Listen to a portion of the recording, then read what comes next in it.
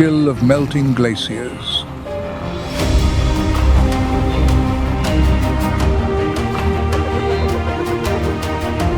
An ancient, invisible call has gone out.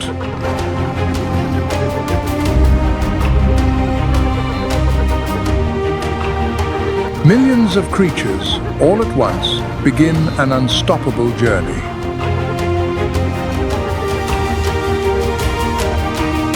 They do not know that in the silence, the stalkers have already taken their positions.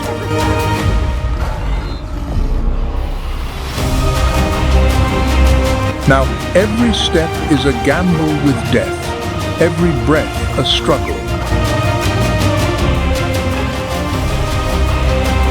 Some will fall, so that thousands of others may continue on.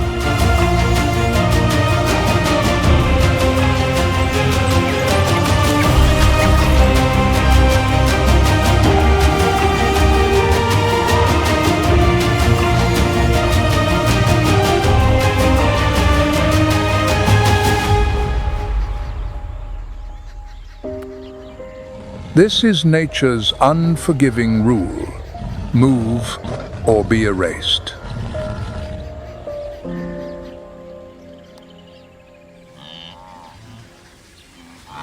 Born to the thunder of the first seasonal rains at Nadutu, a newborn wildebeest calf trembles to its feet.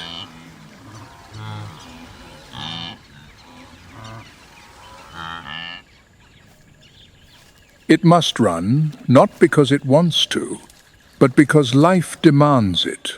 On the horizon, the silhouette of a lion has already appeared.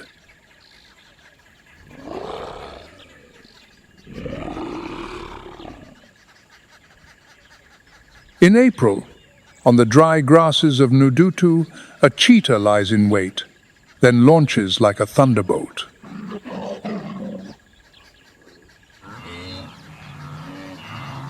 Every moment separated from the herd could be the last.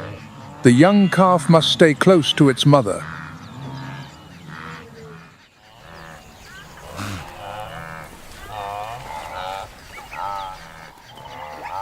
In May, the Grumeti River is stained with blood. Nile crocodiles hold their breath beneath the surface, waiting for a moment's carelessness.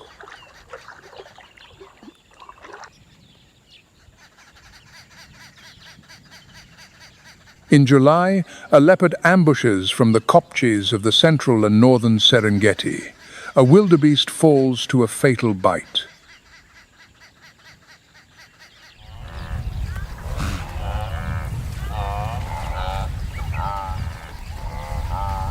Reaching the Masai Mara in September, the raging current sweeps away the weakest. But this one has survived, becoming a conqueror of the plains.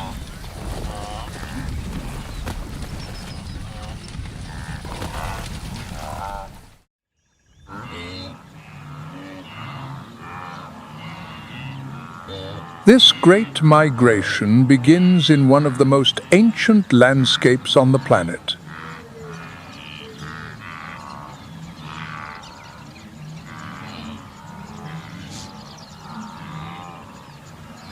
The bedrock of the Serengeti was formed in the Precambrian era, over 2.6 billion years ago. Why do they migrate here? The answer lies beneath their hooves.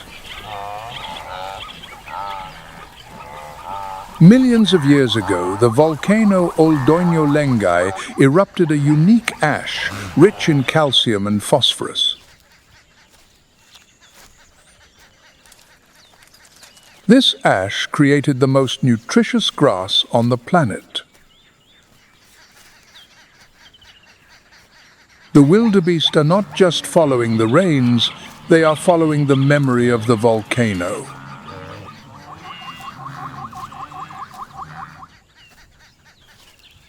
This mineral-rich ash nourishes grasslands that spread like a carpet over the basalt rock.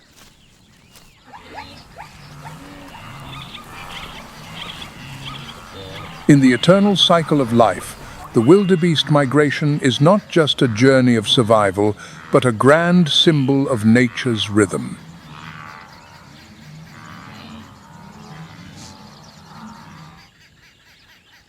This colossal migrating herd, estimated at 1.5 million individuals, never stops.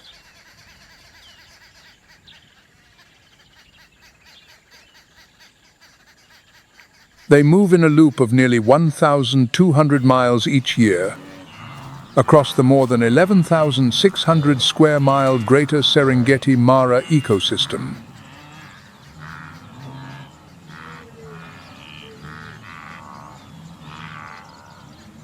Half of the journey takes place on the plains of the Serengeti in Tanzania. The other half extends to the Masai Mara National Reserve in Kenya.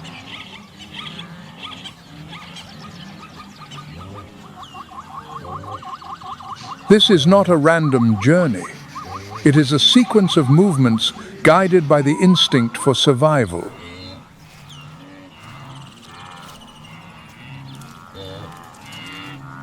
The ultimate goals are to find green pastures, water sources, and safe places to breed, the three pillars that sustain life on the harsh savanna.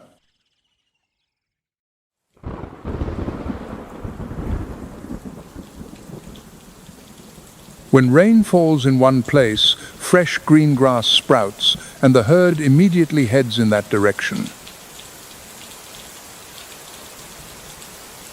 They leave the old lands, not because they are no longer attached, but because life does not permit them to stay.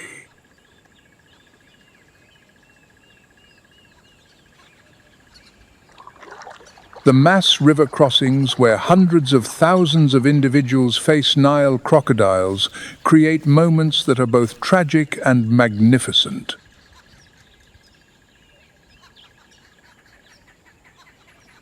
Statistics show that each migration season leaves nearly 35,000 pounds of animal carcasses floating in the rivers.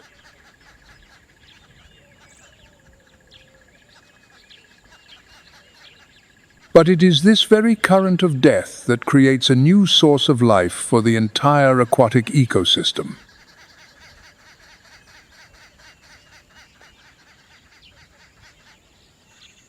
Phosphorus concentrations increase by more than 450%, carbon by 191%, and nitrogen by 78%.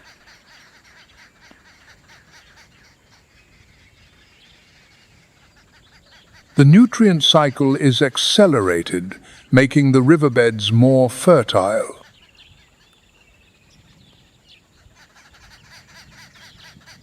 Each step of the wildebeest not only sustains its own kind, but also nourishes the fields. It seems to be the very heartbeat of East Africa.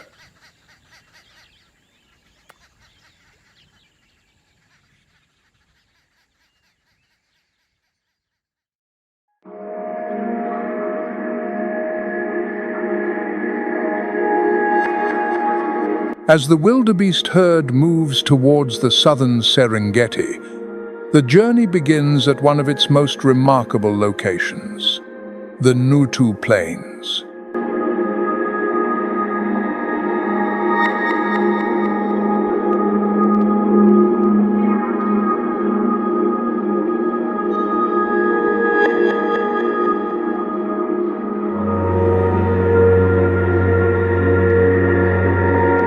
Unlike other parts of the Serengeti, Nudutu is distinguished by its relatively flat and open surface, like a vast stage.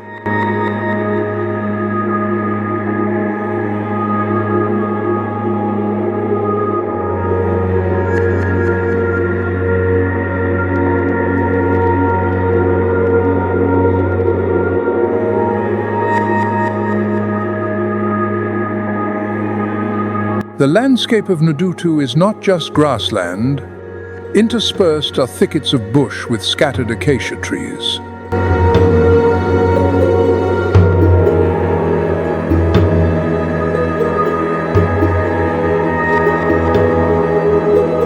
They provide shade and food for giraffes, elephants, and many fruit-eating birds.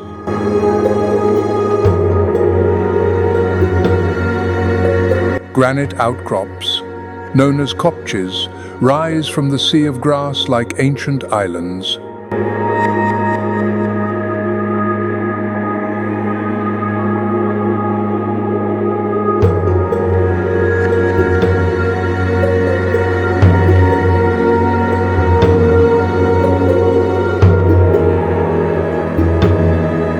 At the center of the Ndutu Plains lies Lake Ndutu, an alkaline lake with a pH that can reach 10.5.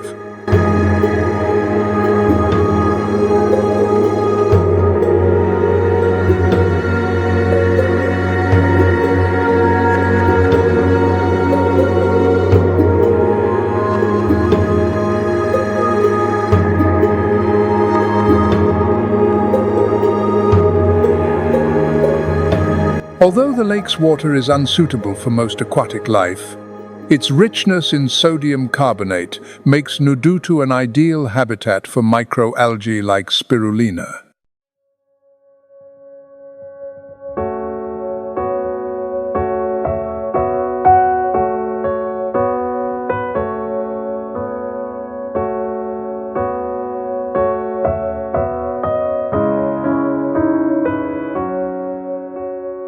This is the primary food source for the flocks of flamingos that arrive during the rainy season.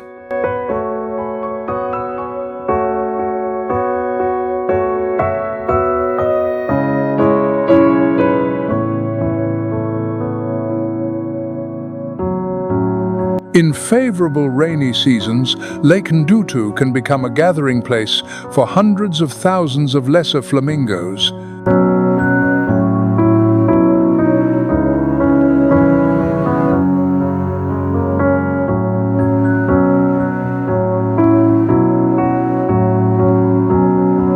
The lesser flamingo is the smallest of the flamingo species, but also the most numerous, with over 2.2 million individuals across East Africa.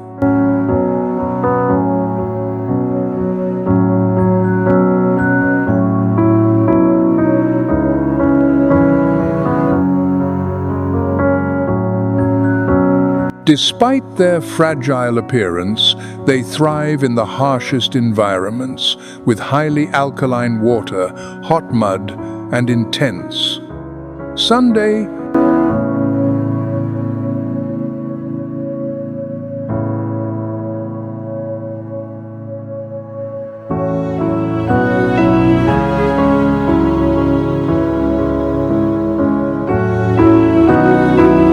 They feed almost exclusively on cyanobacteria and diatoms, organisms rich in carotenoids, the compounds that give their plumage its characteristic pink-orange hue.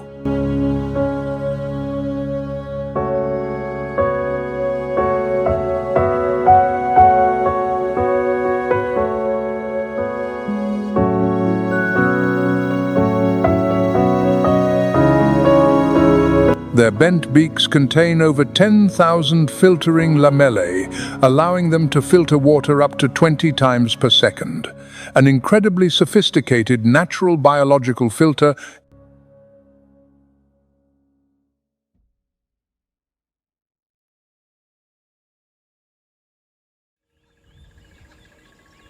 The sun has just risen over the Ndutu Plains. The early morning mist still lingers on the ground.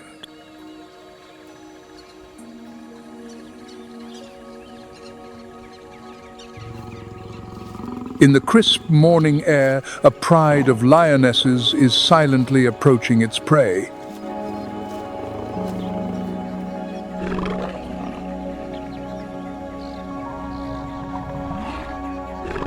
They have been tracking the wildebeest herds since dusk. Now is the ideal time to strike.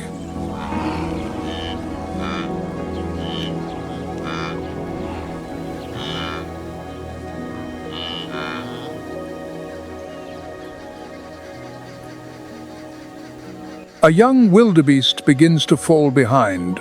The lionesses know this opportunity will not last long.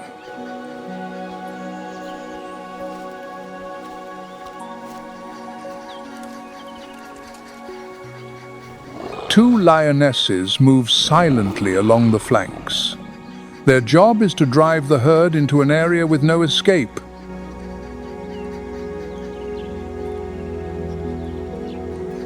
Meanwhile, another lioness hides ahead, ready to block the path.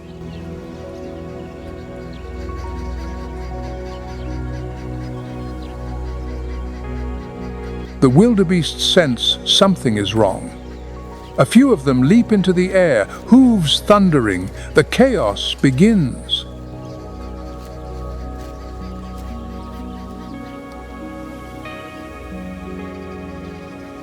They run towards an open area.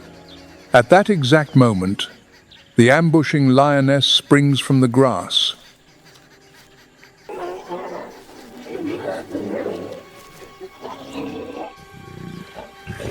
Her body is a combination of power and precision, launching forward at speeds of up to 37 miles per hour.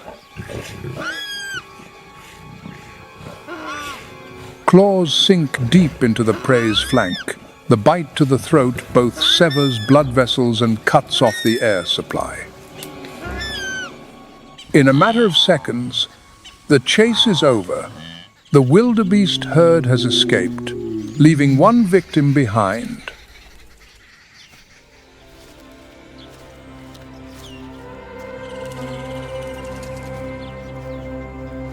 Males with dense, dark manes are a sign of high testosterone levels, indicating strength and protection.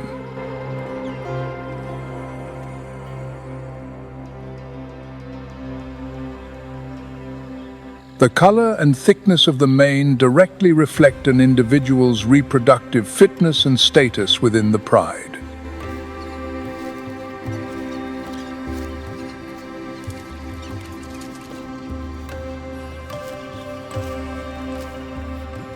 Lion cubs can nurse from any lactating female, not necessarily their biological mother. This increases their chances of survival and strengthens social bonds.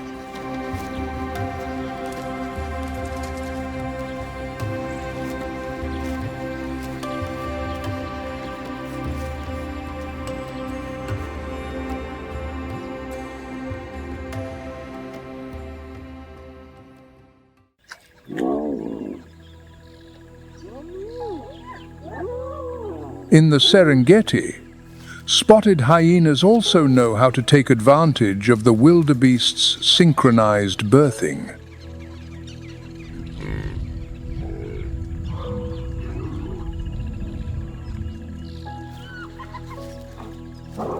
They are not just scavengers.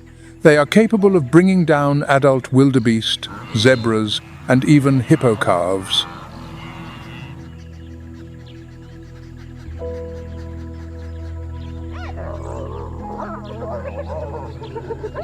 In fact, prey they hunt themselves accounts for 60 to 95% of their daily diet.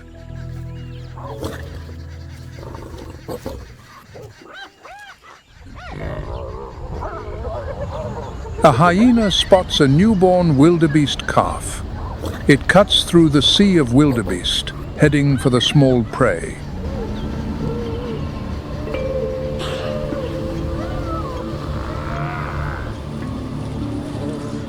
A powerful bite to the hip, but fortunately, the calf's mother arrives in time.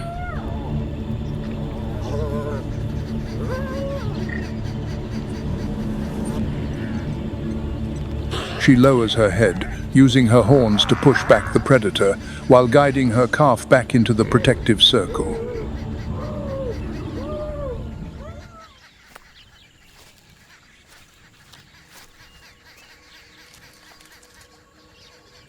The Ngorongoro crater is not only an ideal place for ambushes, but also a natural fortress for the life of the hyena.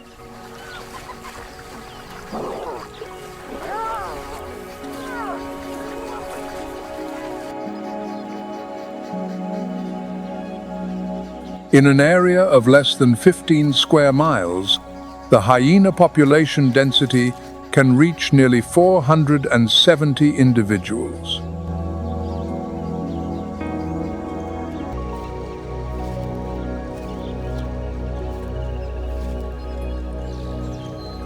On the vast plains of the Serengeti, a ruthless hunt is silently unfolding.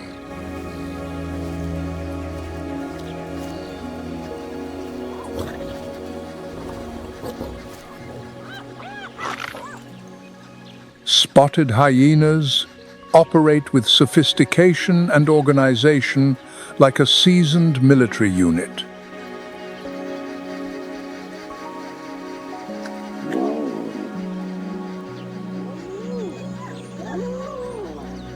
A group of 3 to 5 individuals separates from the clan, silently forming a formation.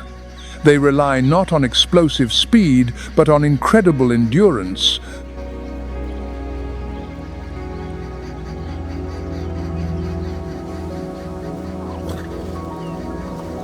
The chase can last from 1 to 3 miles. It is not a lightning attack, but an uncompromising test of stamina.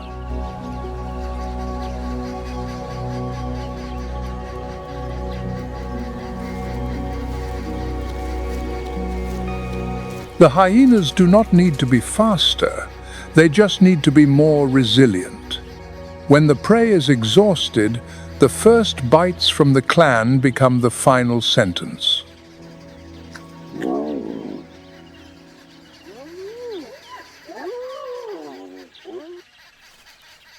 Their jaws, with a bite force of over 1,000 pounds, can crush a spine.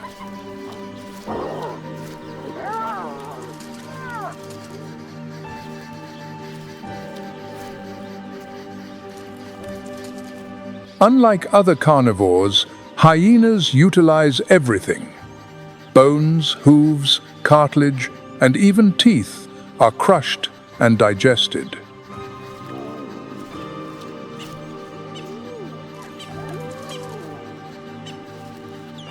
Ecologically, the hyena is one of the most efficient cleaning machines nature has ever created.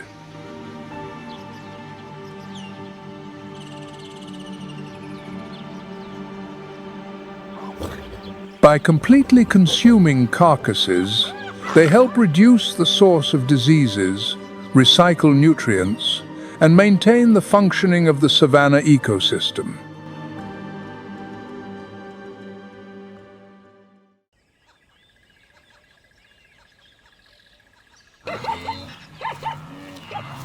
Accompanying them are the plains zebras.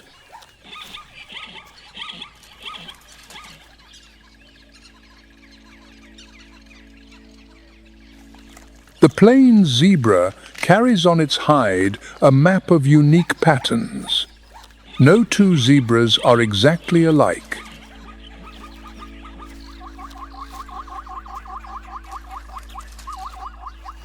This not only helps biologists with identification, but also helps them recognize each other among thousands of individuals in the herd.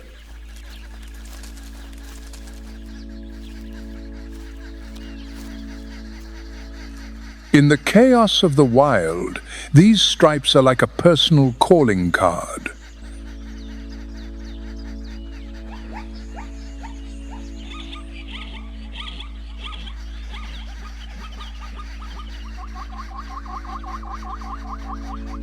The question of why zebras have stripes has always fascinated scientists.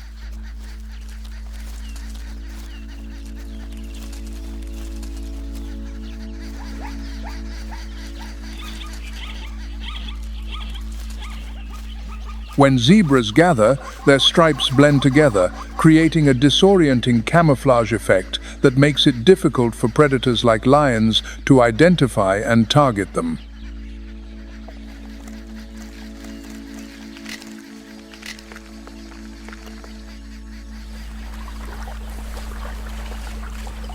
A recent study even suggests that the polarized light reflected from a zebra's stripes disrupts the navigation systems of tsetse flies and horseflies.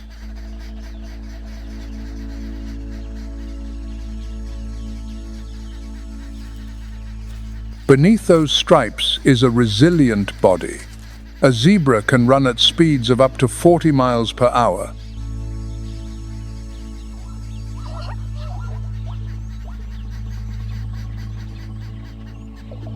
The migration is not just a procession, it is an organized processing machine.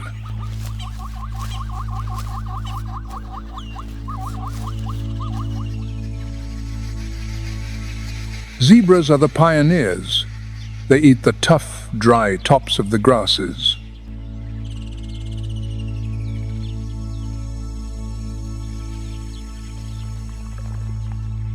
This action mows the lawn, exposing the softer, more nutritious leaves below for the millions of wildebeest that follow.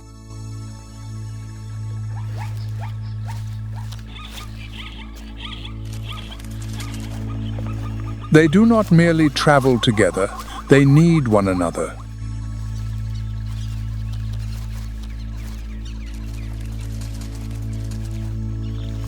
This behavior not only helps the zebra survive in a nutrient-poor environment, but also turns them into silent ecological architects.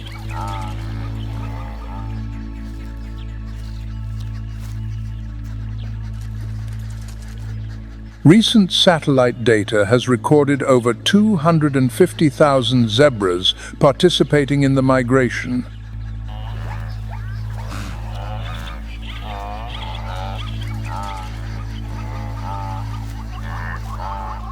The hippocampus in their brain, the center for spatial memory storage, is particularly developed, allowing them to navigate precisely over hundreds of miles.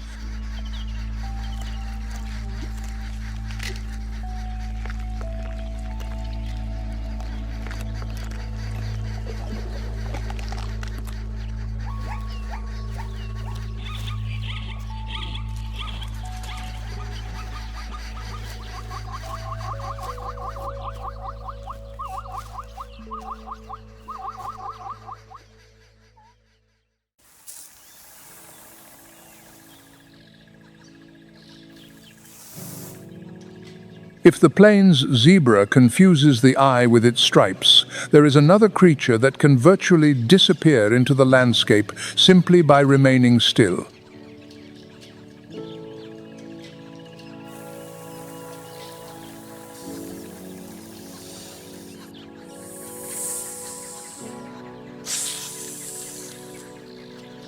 It is the puff adder, one of Africa's most iconic venomous snakes, a master of ambush.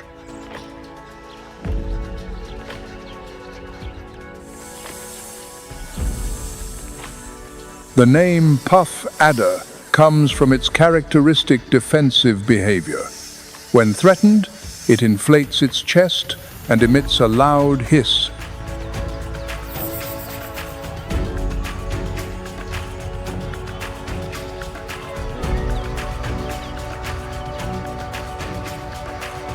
Its long fangs sink into the target, injecting a venom that causes tissue necrosis, blistering, and even amputation if left untreated.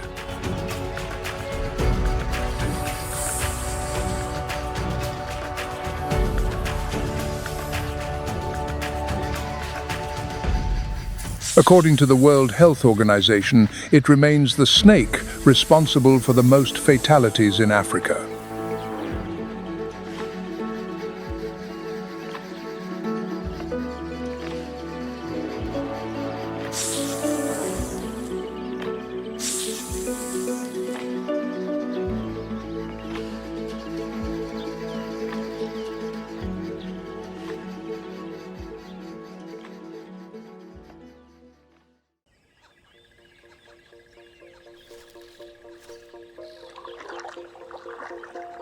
Even with its potent venom and sophisticated camouflage, the puff adder must yield to this extraordinary bird.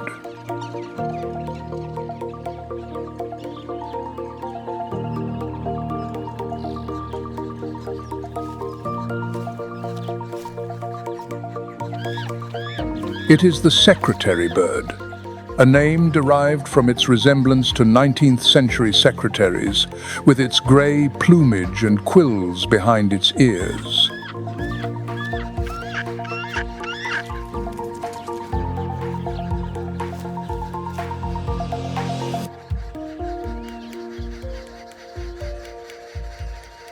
Unlike most soaring birds of prey, the secretary bird is a terrestrial hunter.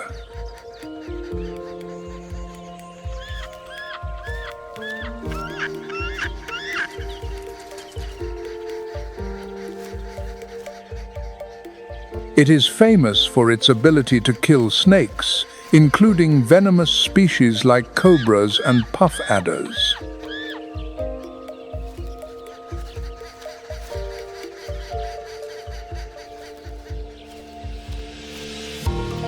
Each kick from its scaly legs has a force 5 times its body weight, delivered in less than 15 milliseconds.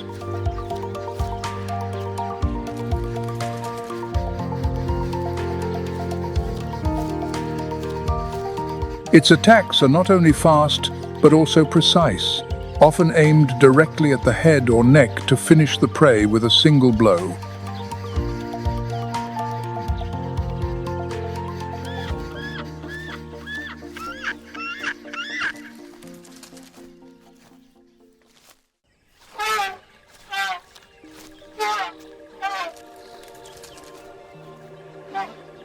As heavy footsteps sink deep into the earth, the massive silhouette of the African bush elephant appears.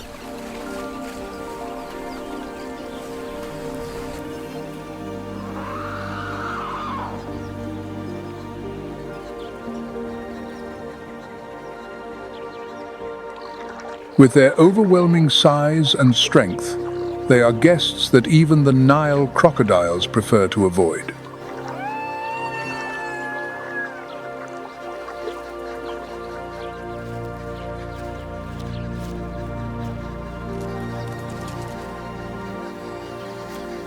The African bush elephant is the largest land mammal on the planet. An adult male can stand up to 13 feet tall and weigh over 15,000 pounds.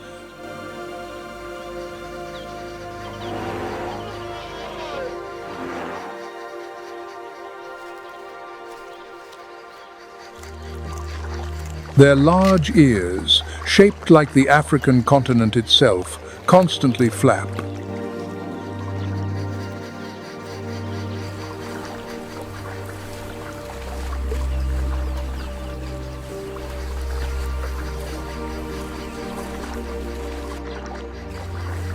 Beneath the thick skin is a dense network of blood vessels that helps dissipate heat, like a natural cooling system.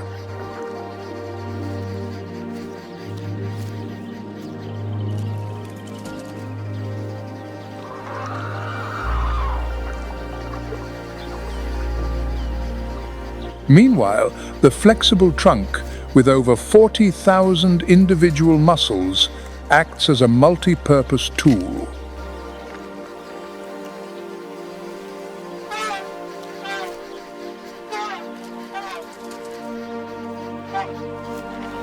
As the elephant herd approaches the Grumeti River, they face more than just thirst. The river water is often murky and full of dangers.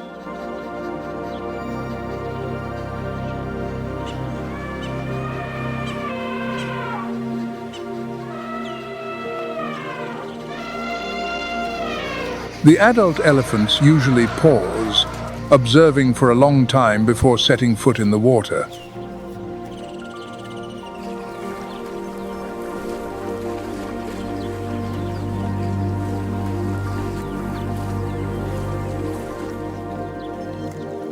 The young calves, weak and easily frightened, are surrounded by the larger members, forming a protective circle.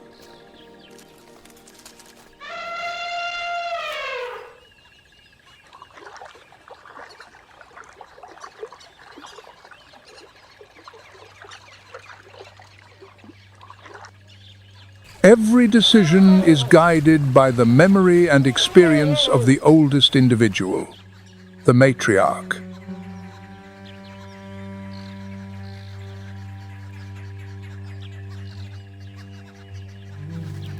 Each day, an adult elephant needs up to 330 pounds of vegetation and over 50 gallons of water.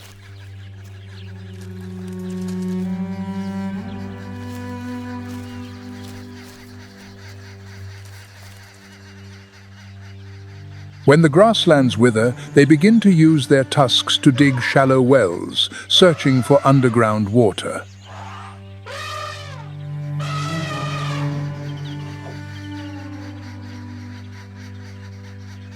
These long, curved tusks are both a symbol of beauty and a tragedy. They are the reason thousands are poached each year.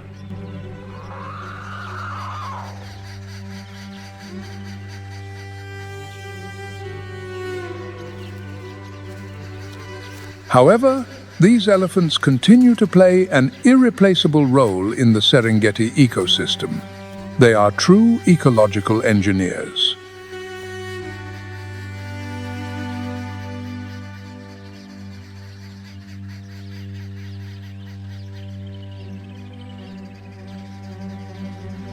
Elephant dung is not just waste. It is a fertile fertilizer that transports seeds far and wide, supporting the regeneration of forests and savannas.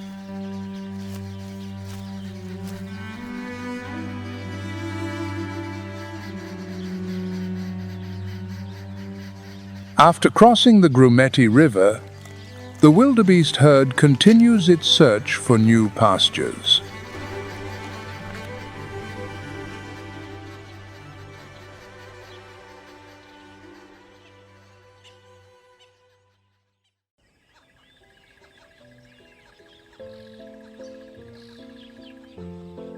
But now, they must face a species that knows how to use the power of the collective even better.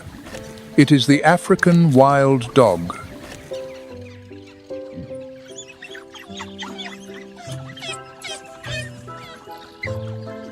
At first glance, they look like living works of art. A coat of mottled black, white, yellow, and brown.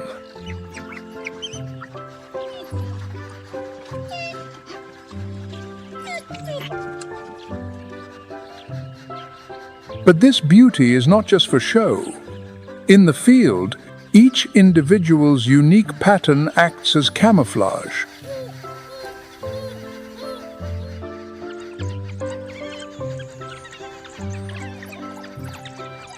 However, what makes their hunts so deadly is not just their appearance.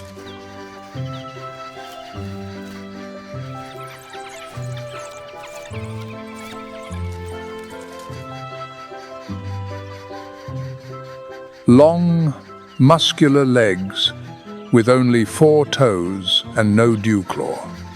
An evolutionary adaptation to reduce friction and save energy for long-distance chases.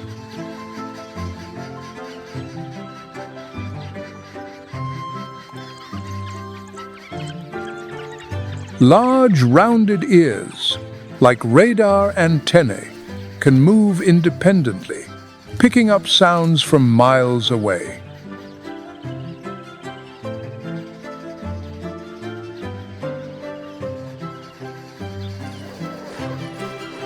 And then the hunt begins. A small group breaks away, selecting a target.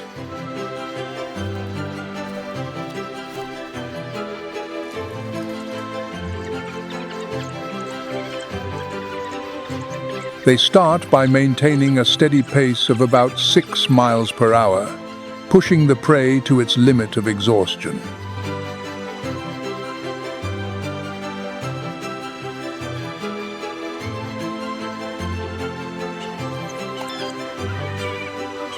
While the prey tries to escape, other members of the pack take turns closing in, maintaining constant pressure.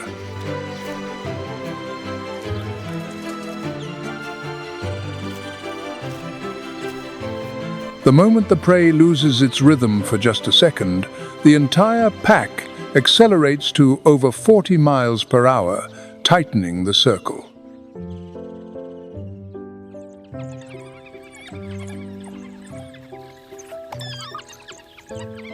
Each individual executes its role precisely in a strategy refined over millions of years of evolution.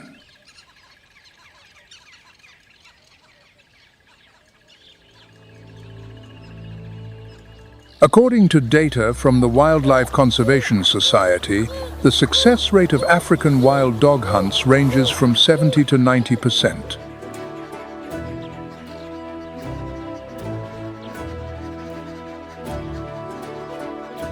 This is the highest rate among all carnivores, achieved not through strength, but through perfect coordination.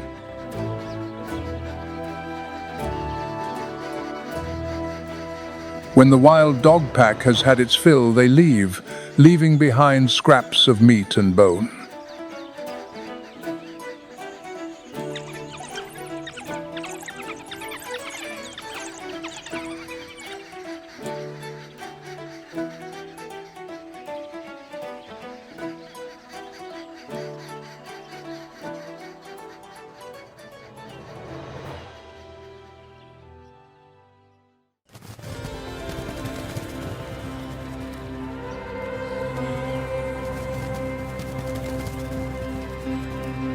Seizing the opportunity, birds in black cloaks descend.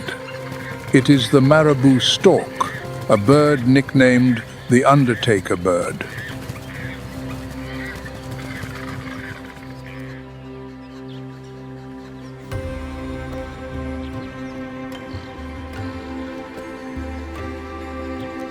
This nickname comes not only from its gloomy appearance, but also from its special ecological role as a natural cleanup expert.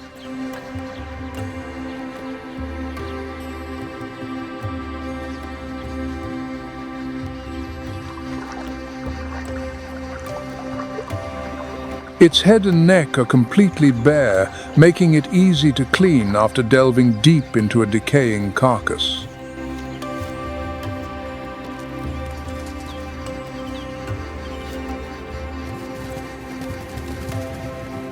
If this area were feathered, bacteria and bodily fluids would accumulate, causing serious infections.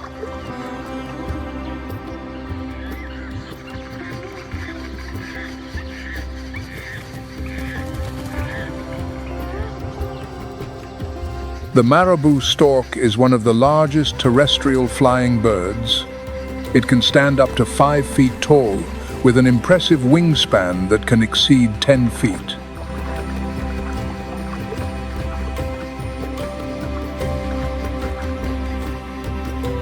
Despite its massive stature, its weight is optimized by the hollow bone structure in its legs and toes.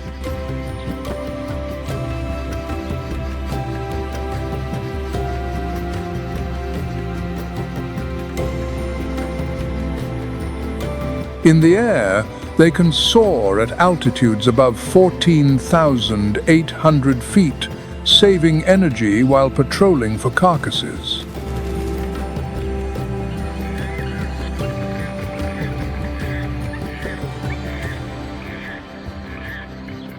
They often accompany vultures as a specialized cleanup crew.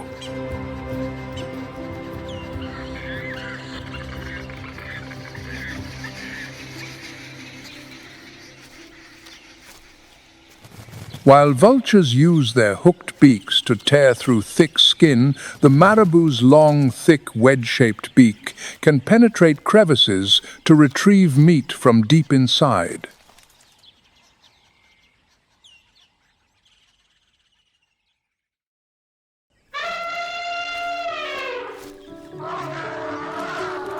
At the end of June, as the wildebeest journey continues further north, the air also becomes drier and clearer each day.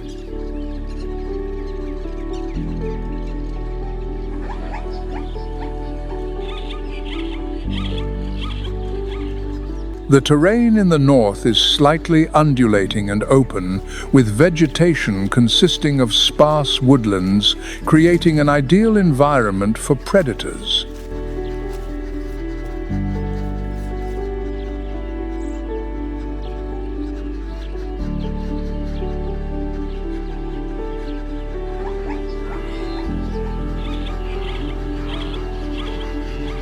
The migrating caravan, with over 2 million wildebeest, includes not only wildebeest and zebras,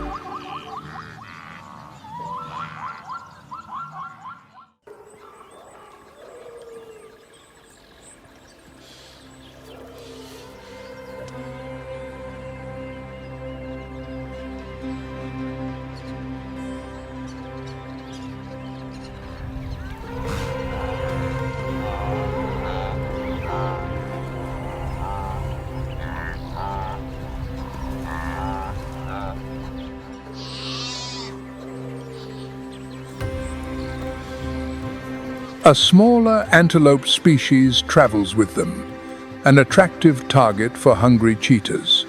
It is the Thompson's gazelle.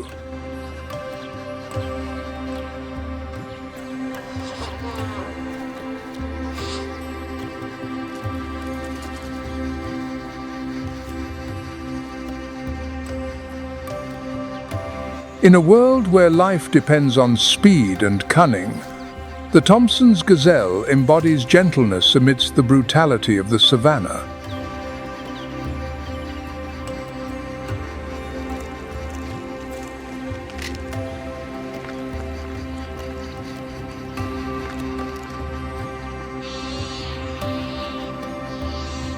With the ability to run up to 56 miles per hour and the skill to change direction abruptly, it forces predators like the cheetah to calculate every move precisely.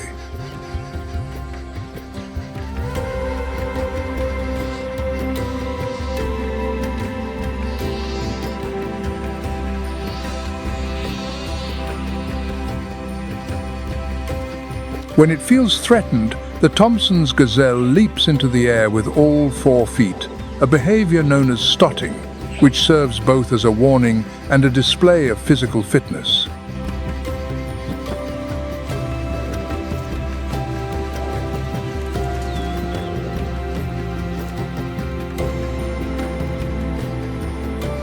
It does not lead the migration. It prefers to move on the fringes or at the rear of the herd, not out of weakness, but out of intelligence.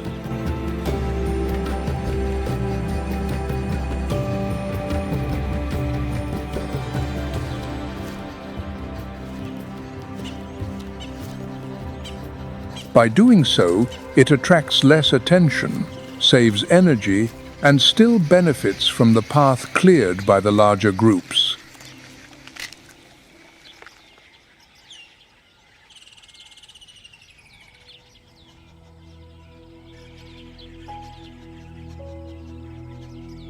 Small, but by no means insignificant, the Thompson's gazelle is an essential part of the ecological chain.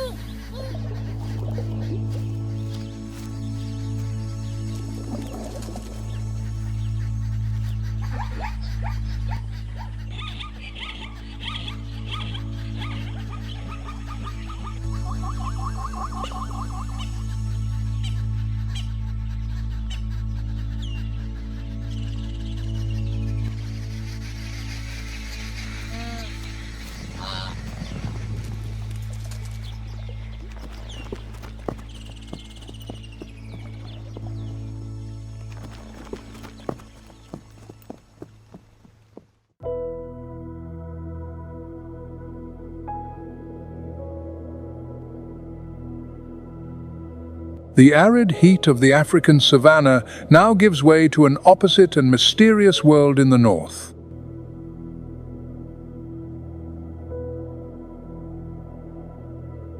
Mountains covered in eternal ice stand like guardians of a wild land.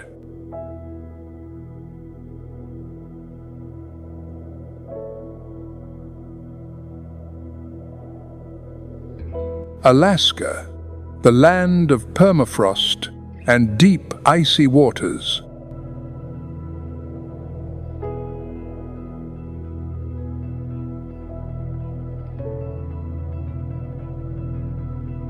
With an area of over 660,000 square miles, this is one of the harshest regions on the planet.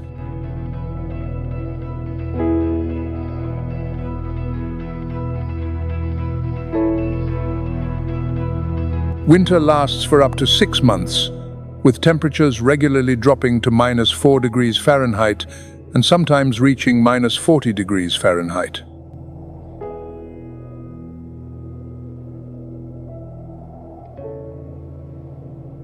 From May to July, nature explodes with the melting of giant glaciers.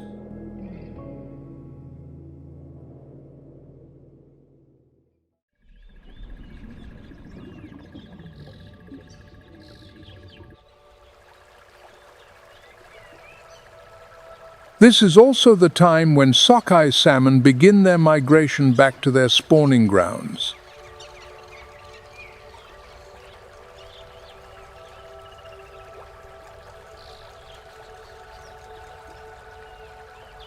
Each salmon possesses an incredibly sensitive sense of smell, likened to a natural compass.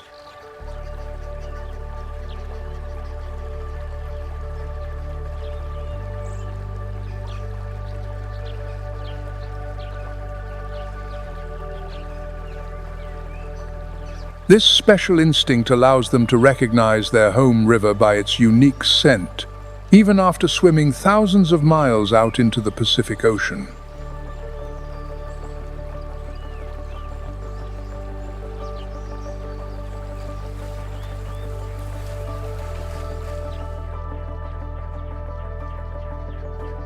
Studies show their sense of smell is so sensitive they can detect concentrations of chemical compounds in the water at levels below 1 part per billion.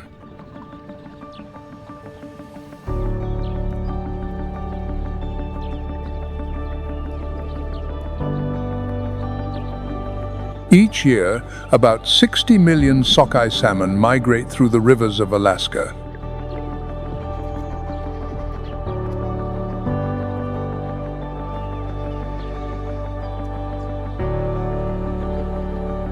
They swim upstream for hundreds of miles, facing currents of up to 9 feet per second.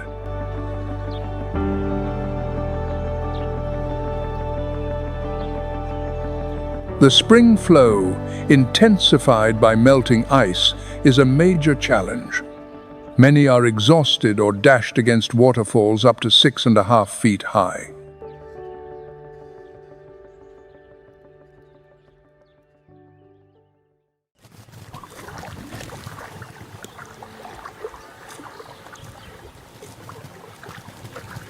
Along the riverbanks and waterfalls, Alaska's most formidable predators await.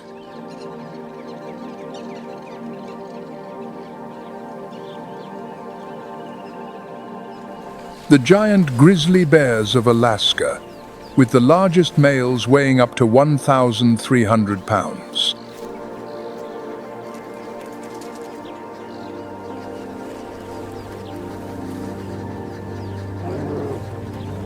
The rushing water brings a vital source of energy necessary for them to prepare for winter.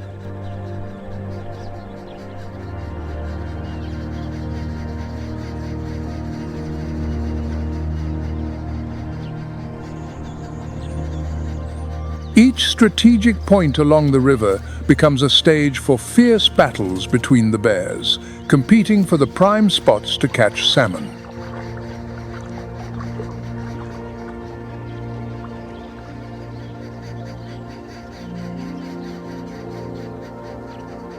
The salmon, weighing from 4 to 9 pounds, make a desperate effort to reach their birthplace.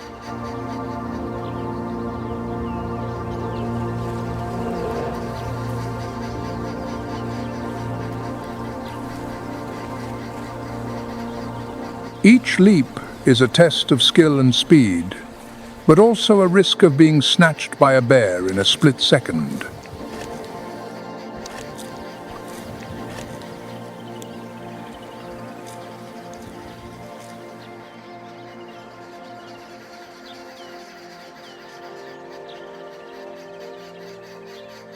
In June, the short summer opens up again.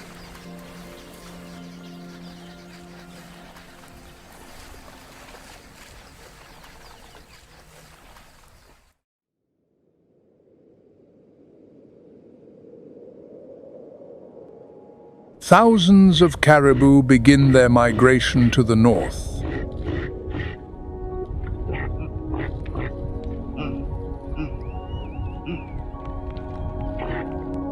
Leaving the arid tundras of the south, the herds head towards the green pastures of northern Alaska.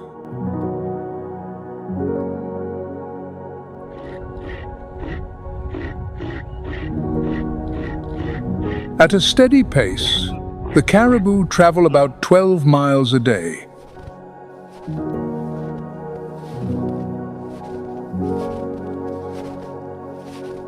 Unity is their greatest strength, and the caribou never travel alone.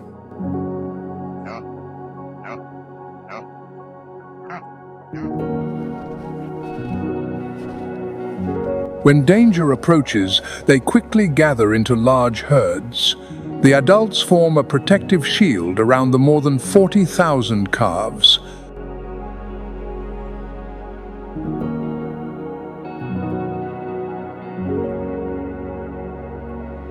But even in summer, Alaska is not easy.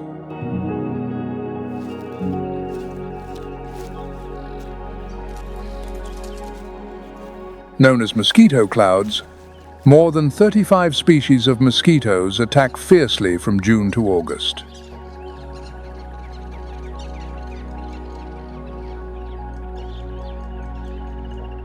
Millions of mosquitoes can weaken an entire caribou herd, causing painful bites and even infections.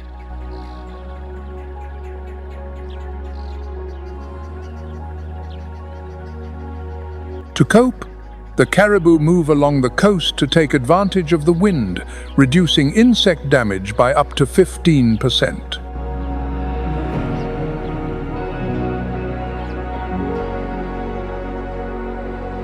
But insects are not the only threat. Caribou also face formidable predators like the gray wolf.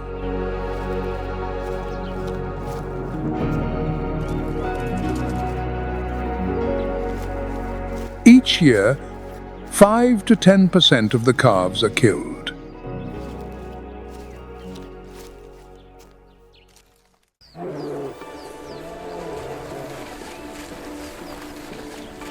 Grizzly bears also do not miss this opportunity. They wait at the riverbanks, where the caribou are forced to cross, using their strength and patience to attack the weakest.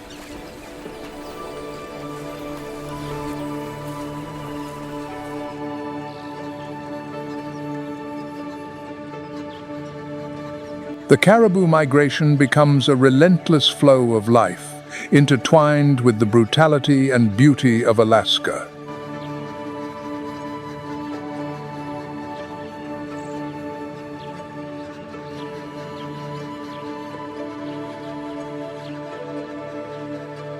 This journey is not just a struggle for survival, but also plays a crucial role in maintaining the fragile ecosystem of this frozen land.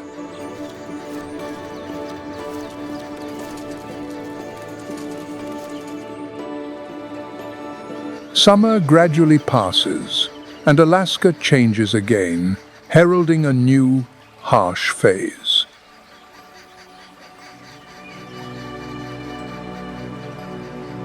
Each female sockeye salmon lays between 2,000 and 5,000 eggs.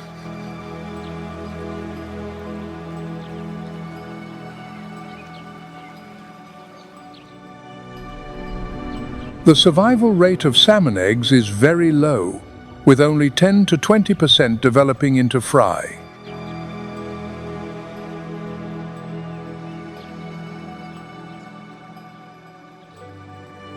These fry will live in fresh water for 1 to 3 years before beginning their journey to the ocean.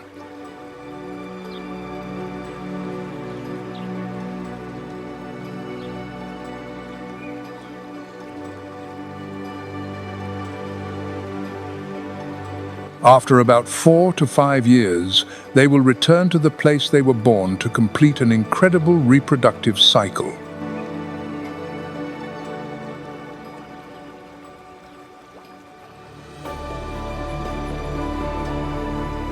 The rivers are now full of salmon carcasses, an abundant source of nutrients.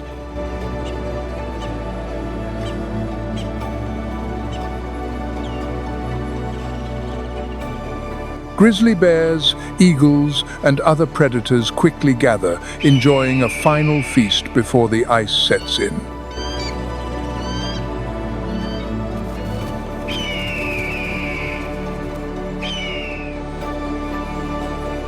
Meanwhile, the caribou herd also feels the change of season.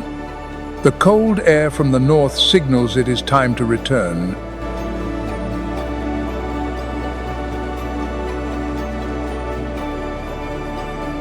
They move slowly towards the southern tundras, where some resources still remain to store energy.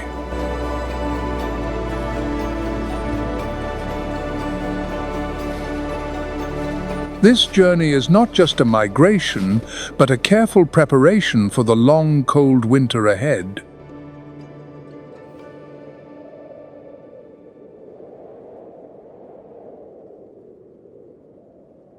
The adults lead the way, guiding the herd through difficult terrain, protecting the young from threats.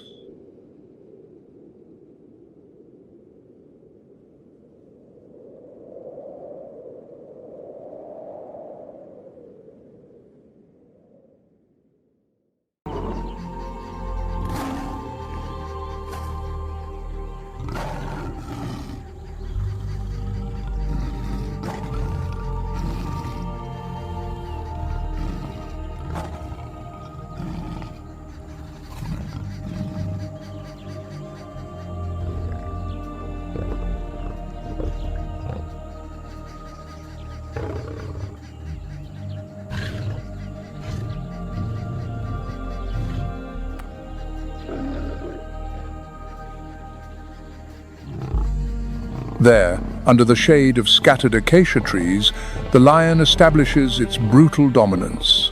A predator whose strategy lies not in speed, but in collective strength.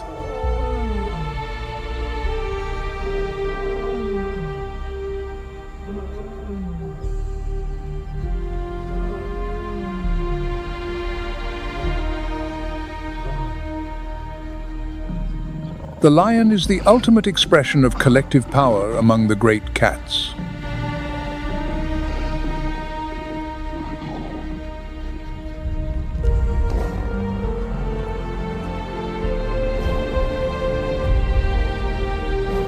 Unlike the solitary cheetah, it operates in structured groups, known as prides. ensuring its dominance over vast areas of the savanna.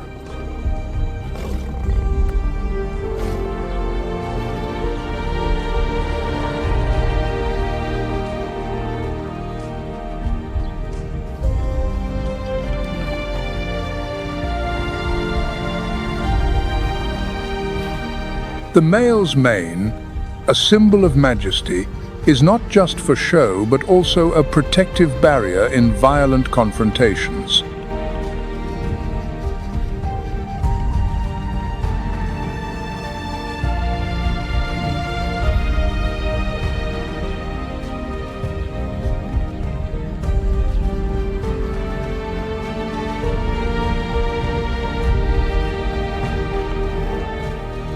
The color and density of a lion's mane are not just a physical shield, but a living resume of its health and strength.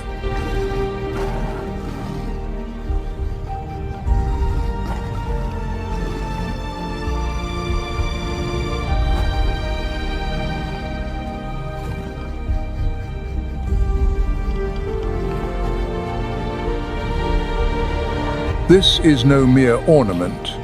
It is a crown and a shield, a living testament to a life of conflict and conquest. Its darkness speaks of battles won, of a constitution forged in fire, a silent broadcast of power that is understood by every rival and desired by every lioness.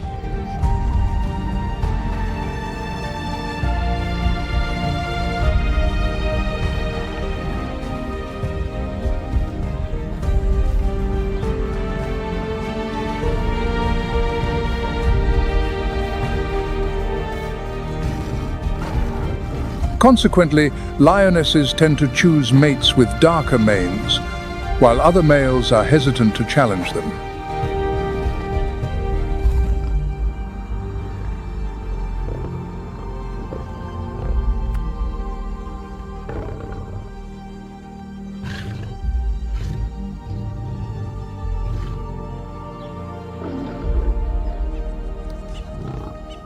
The mane is a visual declaration, speaking volumes about a king's dominance without a single roar.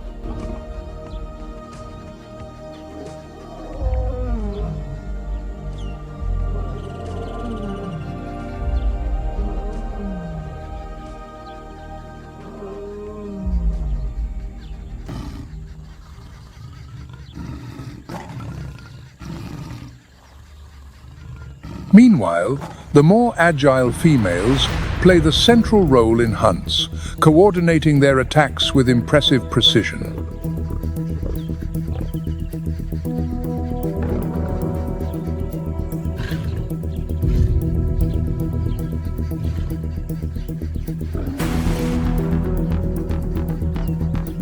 This cooperation is rare in the feline world and makes the lion a strategic and brutal predator.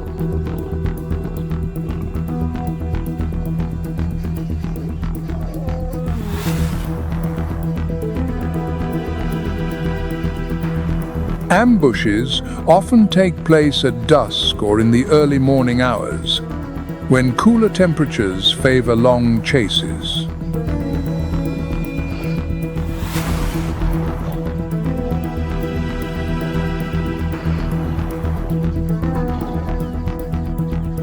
The lionesses position themselves in a semicircle, while one moves forward to separate the prey from the herd.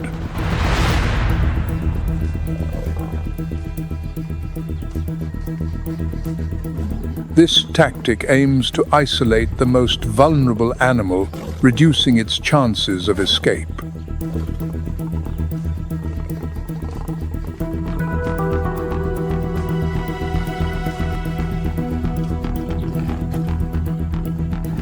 The brutality is not limited to their prey. Internal disputes among group members are also frequent, determining the hierarchy of access to food.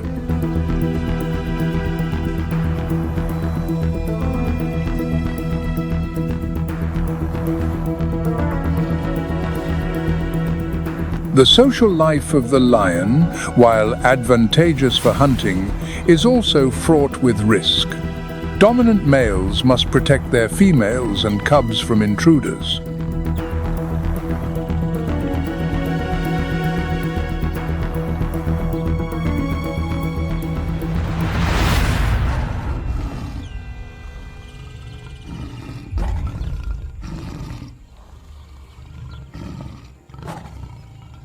Territorial battles are fierce and can lead to fatal wounds.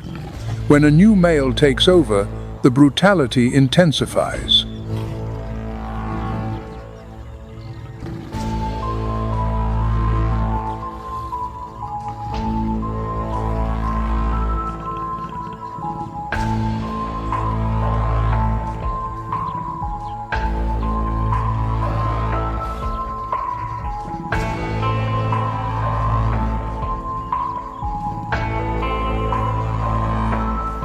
The cubs of the previous leader are killed to ensure that only the new bloodline thrives. This act, cruel to human eyes, is a natural strategy that ensures genetic continuation.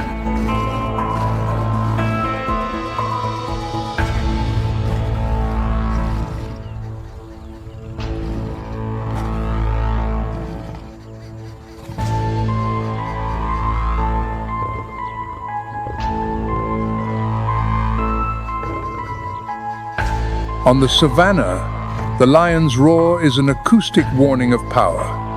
Audible up to 5 miles away, it announces a group's presence and deters intruders.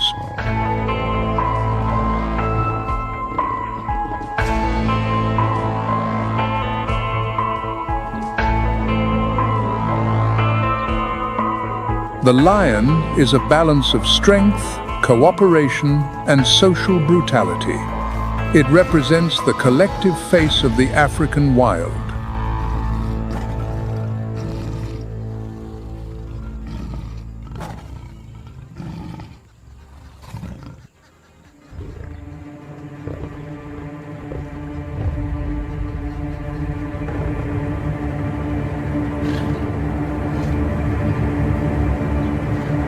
While lions impose their power on the plains and wooded savannas elsewhere, amidst the twisted branches of the forest and the rocky outcrops.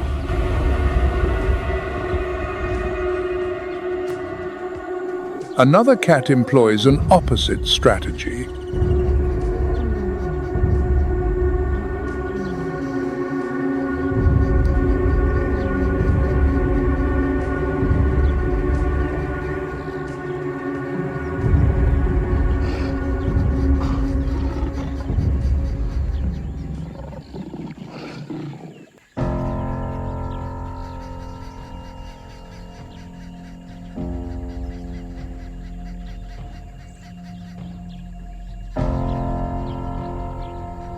Amidst the branches, a giraffe stands, the silent traveler of the African savanna.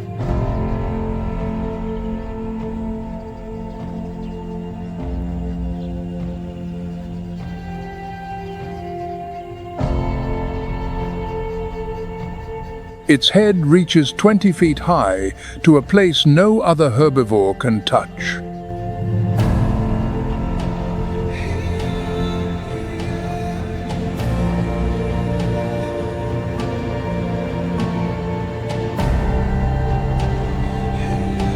To serve this living watchtower, nature has engineered a miracle. A heart of immense power. A 2-foot-long engine that defies gravity with every beat.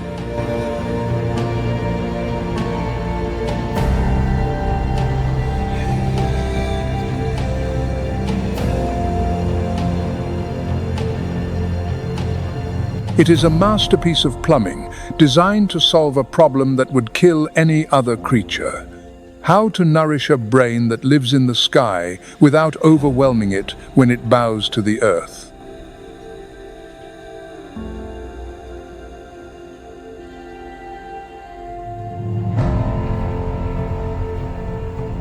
Its entire circulatory system is a masterpiece of biological engineering designed to serve a unique body.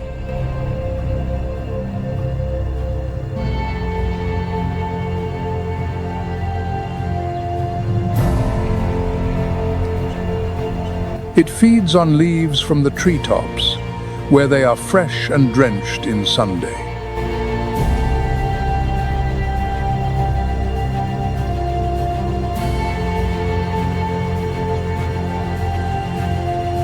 In Zambezi National Park, the giraffe feels confident. Their numbers are not large, but each individual looks like a living legend.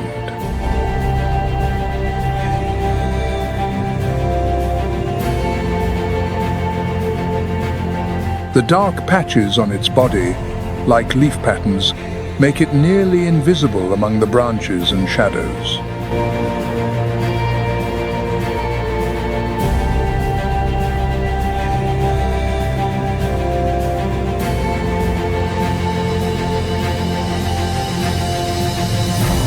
Its tongue, long and dexterous, can extend 1.5 feet. It carefully plucks tender shoots from between the sharp thorns of an acacia tree.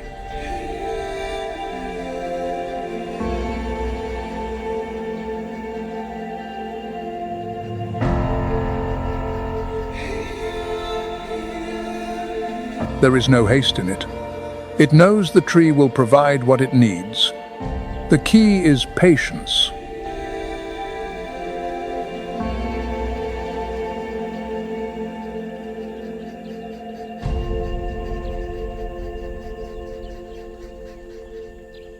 Its gait is slow, swaying. It seems to be walking through time. It comes and goes without a sound, as if it were just a part of a dream.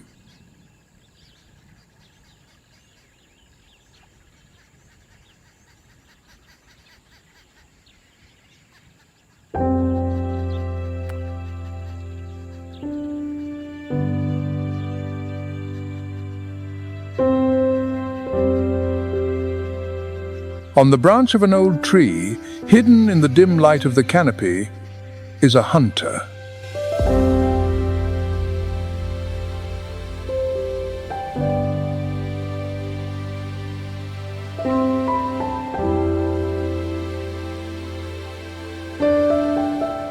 The brown snake eagle.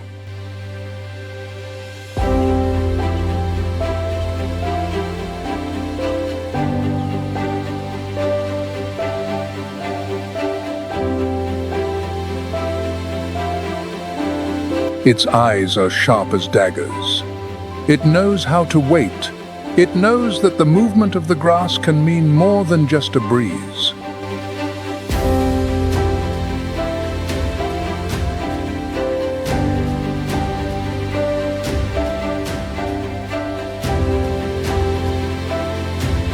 Feeding on snakes and other reptiles, this predator is not just a hunter, it is balance, a symbol of precision, patience, and the power hidden in silence.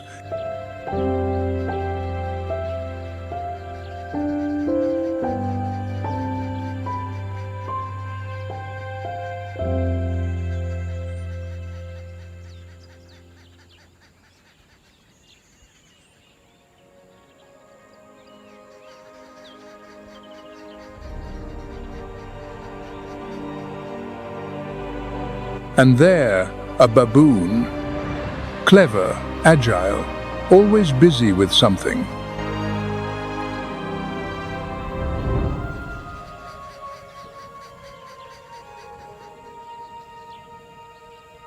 It climbs the tree trunk with mastery, as if the tree were an extension of itself.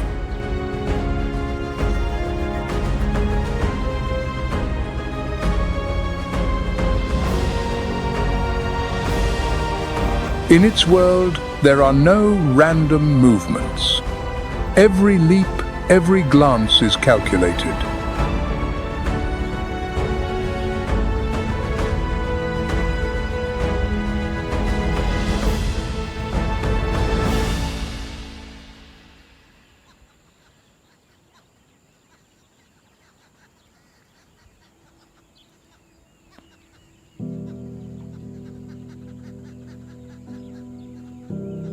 the leopard. Solitary, silent, and stealthy. It survives not by collective strength, but by the art of concealment and camouflage.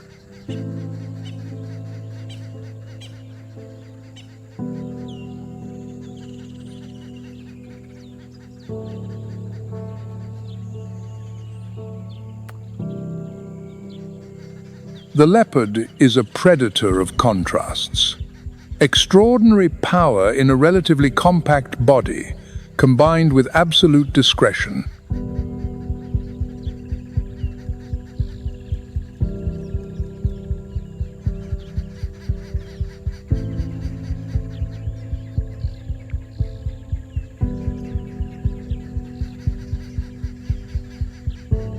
Unlike the lion, it avoids direct confrontations. Its survival depends on its ability to be stealthy and remain undetected.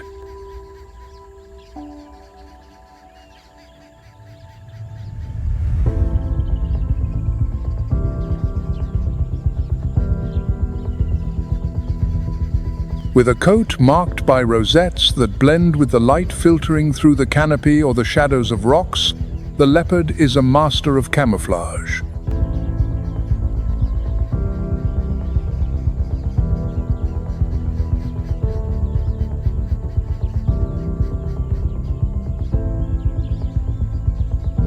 In near total silence, it observes its surroundings, calculating each move with patience and precision.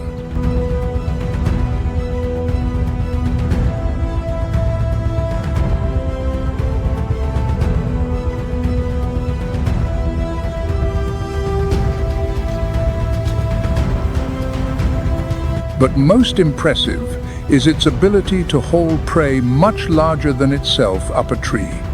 This demonstrates not only strength but also great skill.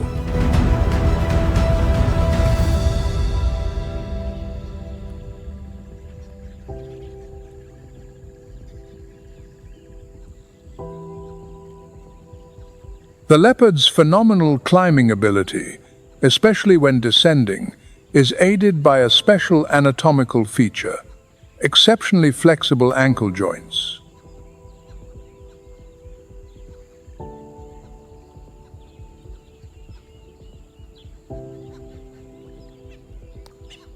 Unlike other big cats, a leopard can rotate its hind ankles nearly 180 degrees.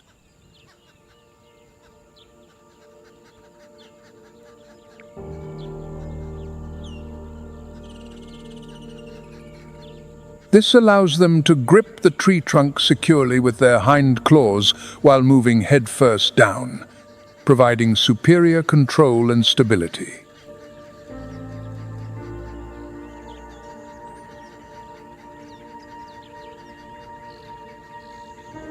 This very adaptation turns the branches into a safe escape route and an impregnable pantry.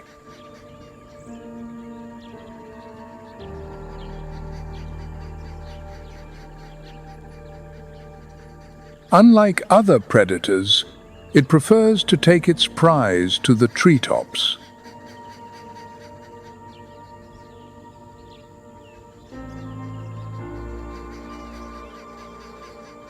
Protected among the sturdy branches, it can eat in safety, far from the covetous eyes of hyenas and lions.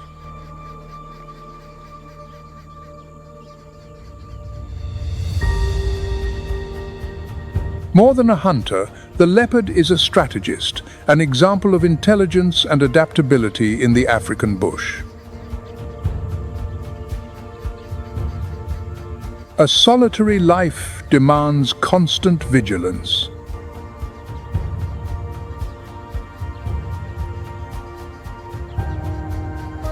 No leopard can count on the support of a pride. Every battle, every meal is the exclusive result of its own skill.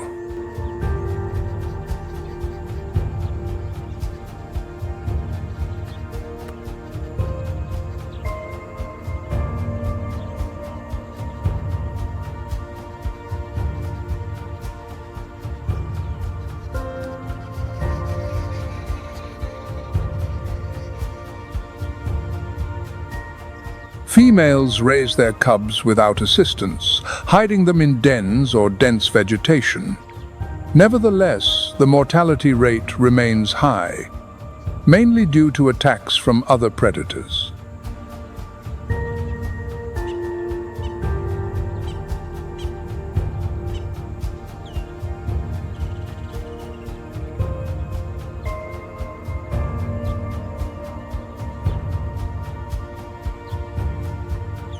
Among the great cats of Africa, the leopard is the most adaptable.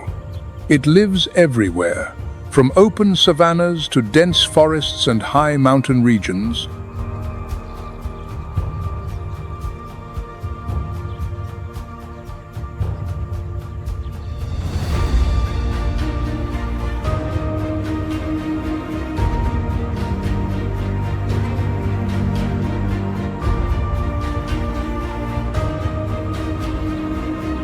This flexibility explains its wide distribution across the continent.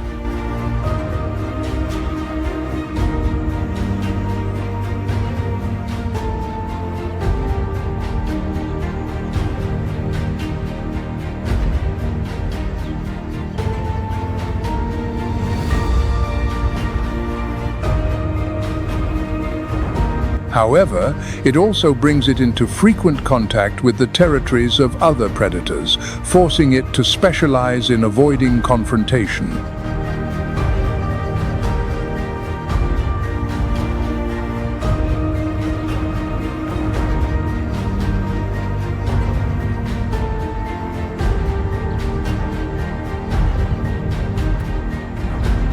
Camouflage, silent strength, and strategic intelligence make the leopard a unique hunter.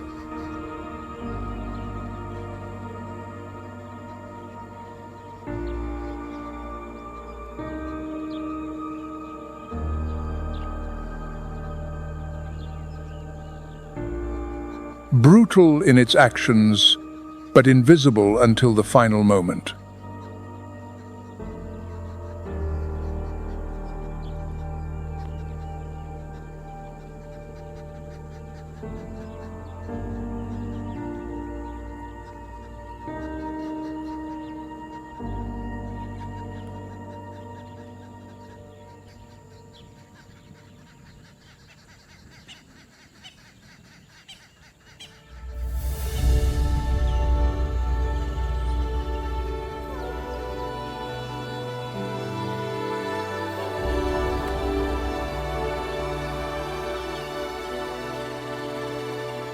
At the top of a tall tree, above the green majesty of the savanna, a strange council is in session.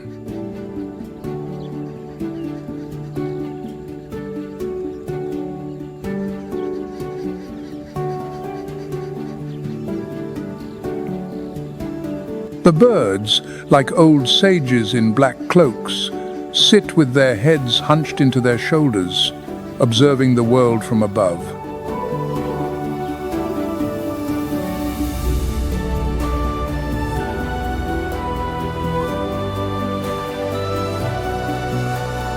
This is the marabou stork.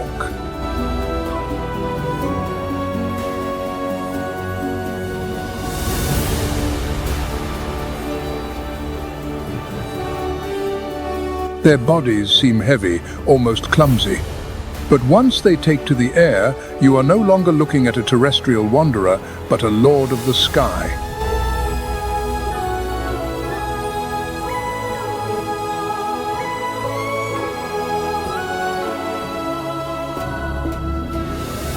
A wingspan of up to 10 feet lifts them, as if the sky itself lends a hand.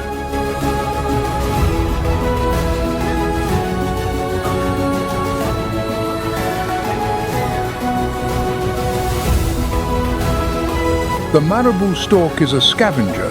Its mission is to clean up the traces of death to sustain life. They do not hunt, they do not chase. They arrive at the end.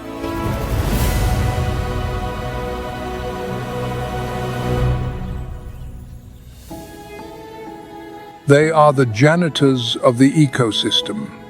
Nature has given them a job that no one else can do.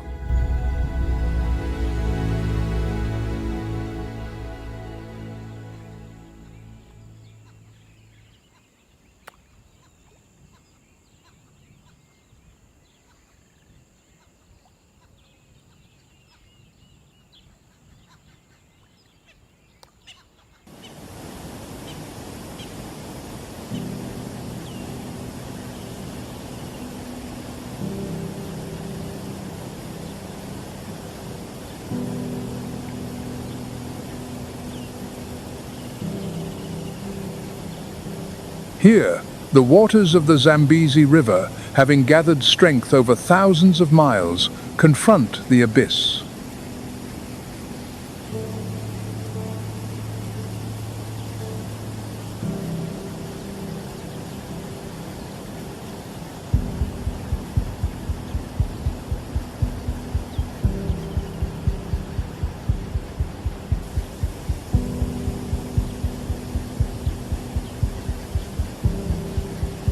From a height of over 300 feet, the water plummets with an unstoppable force, creating columns of spray that can be heard and seen for tens of miles.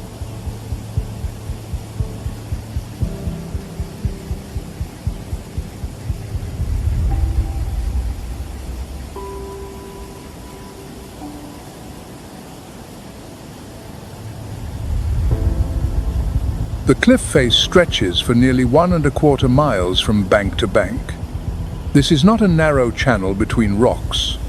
This is an entire curtain of water, encompassing the whole view.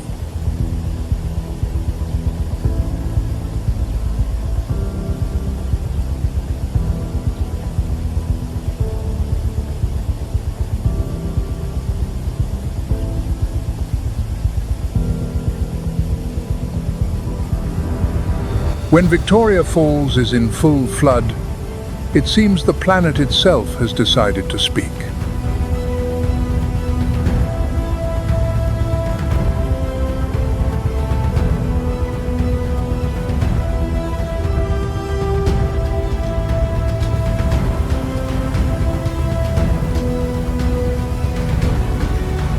Here, the river ceases to be water and becomes pure power.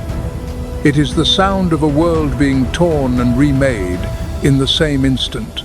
A liquid thunder that falls not in drops, but in a solid, moving wall of an entire landscape plunging into the abyss.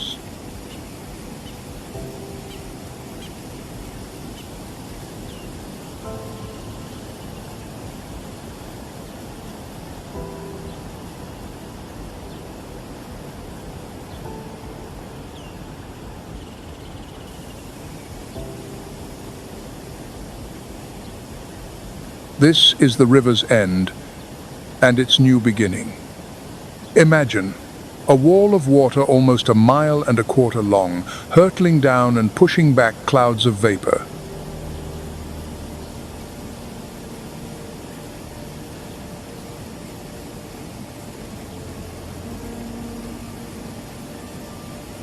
It is thanks to this mist that the local vegetation, a lush rainforest, survives even during the dry months.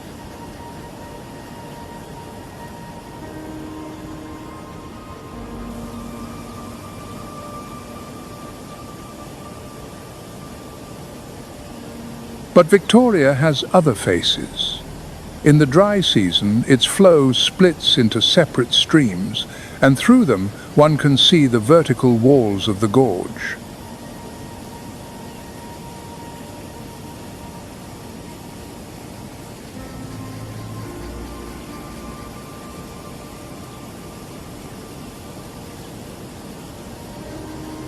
On the map of Africa, Victoria Falls sits right on the border of two nations, Zimbabwe and Zambia.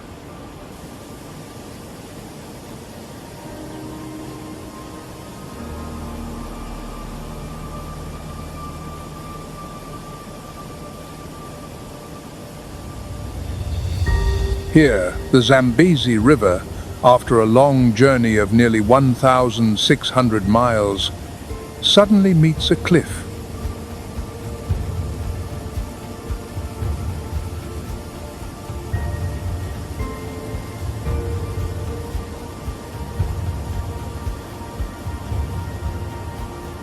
Water knows no borders, but man has drawn a line. The right bank is Zambia, the left is Zimbabwe.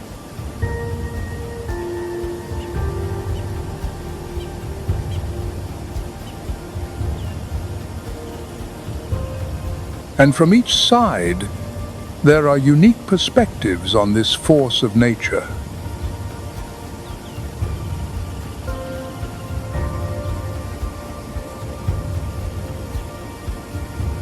Surrounding the falls is an evergreen rainforest. It exists thanks to the tiny water droplets that hang in the air almost constantly.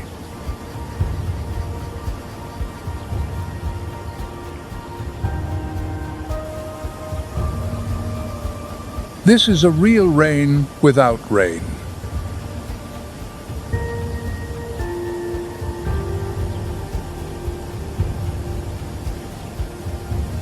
The mist created by the falls is not just a beautiful veil, it is the breath of a giant.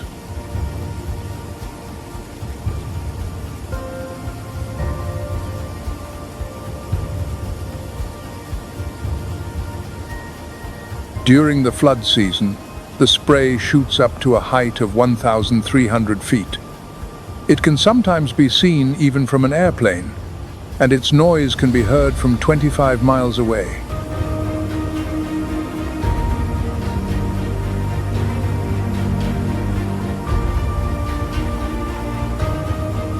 And this explains the ancient name the local tribes gave the falls, Mosi Oatunya, the smoke that thunders.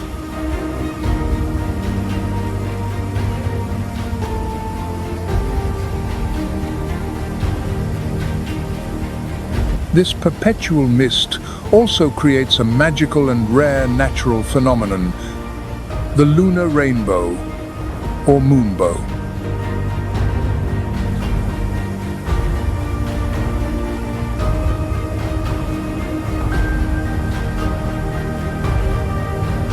On the nights of a full moon, the moonlight is bright enough to refract through the suspended water particles, creating a faint, ethereal rainbow in the darkness.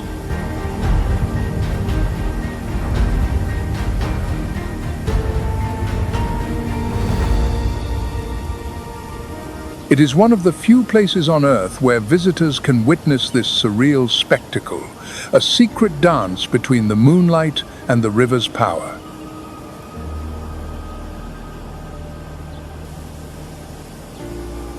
But the modern name is a recent addition.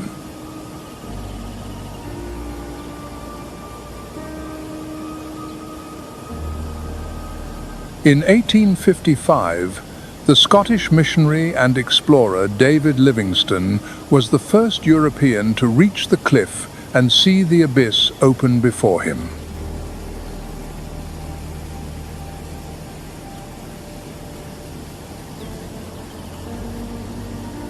He named it after Queen Victoria.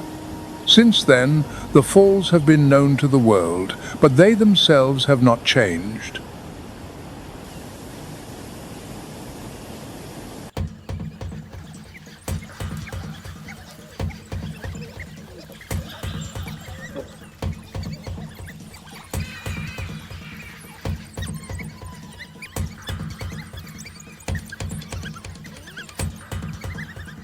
While the leopard caches its prey in trees and reigns alone in the forest shadows, in the more open areas of the savanna, a predator with an opposite behavior emerges.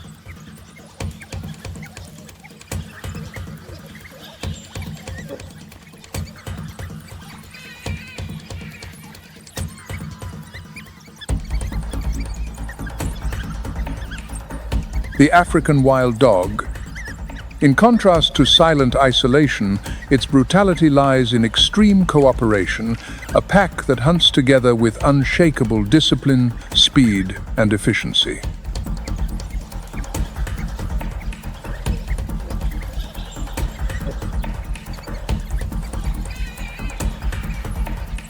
The African wild dog, also known as the painted wolf, is one of the most effective predators on the continent.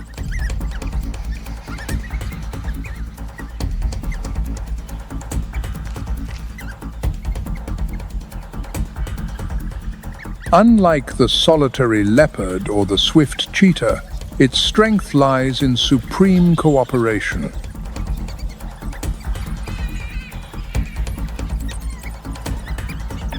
A pack can consist of more than 20 individuals, each playing a specific role in the hunt.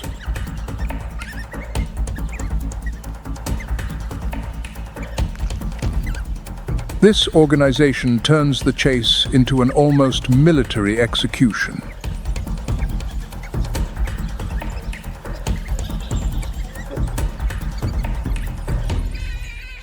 Constant communication through short calls, physical endurance, and collective strategy make this canid a more successful hunter than many felines.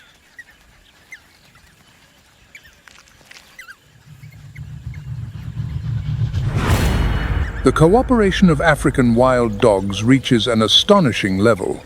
They even have a form of democratic vote to decide when to begin a hunt.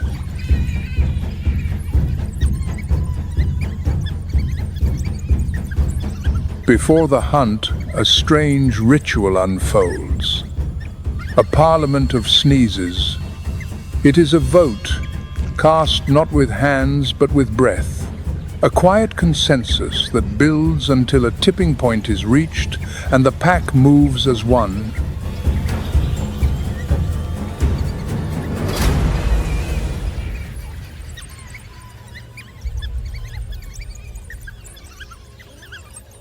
It is democracy in its most primal and deadliest form.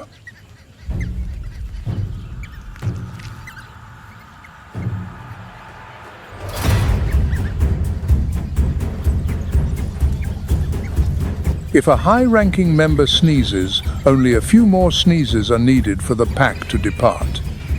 But if a lower-ranking member initiates, more consenting sneezes are required.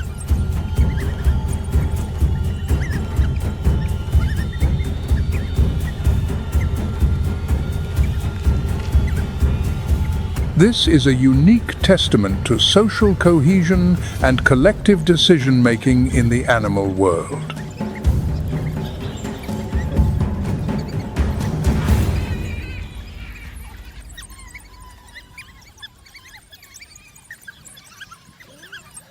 Their hunting technique is based on persistence.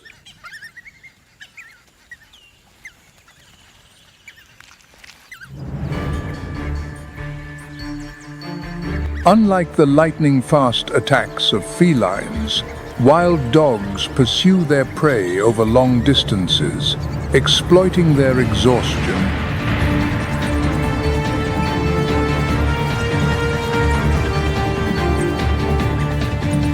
A gazelle or an antelope can run fast, but it cannot maintain the same stamina.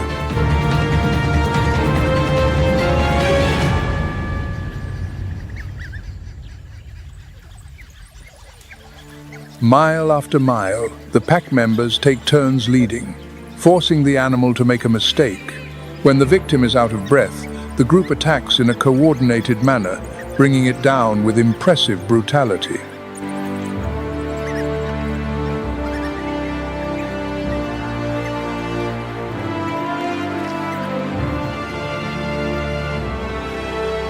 The efficiency is so high that in some regions, the success rate of their hunts exceeds 70%.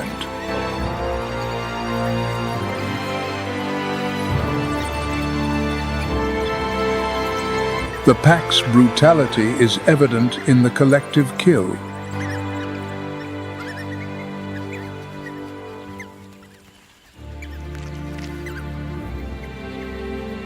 Unlike felines, which suffocate their prey before eating, wild dogs begin to feed immediately, often while the animal is still alive.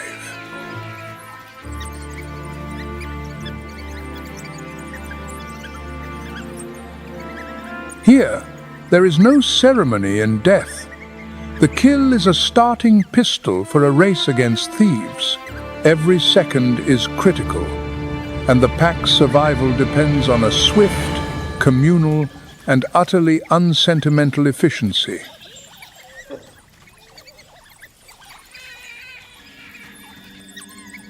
The social structure is also remarkable. There is a dominant pair responsible for reproduction, while the others help raise the young.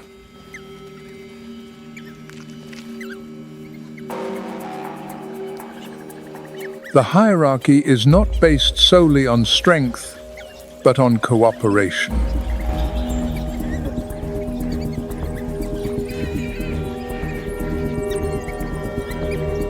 When the pack returns from a hunt, they regurgitate food for the pups and even for injured or sick members.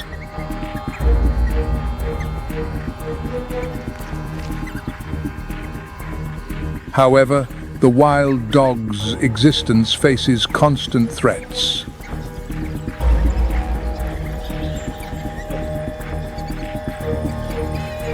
They compete with lions and hyenas for territory and food, and often lose their kills to these more powerful rivals.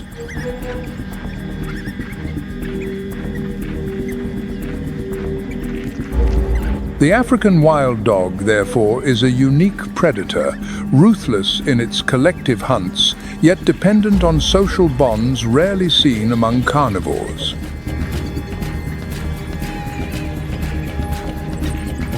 Brutal and efficient, it represents organized wilderness in its purest form.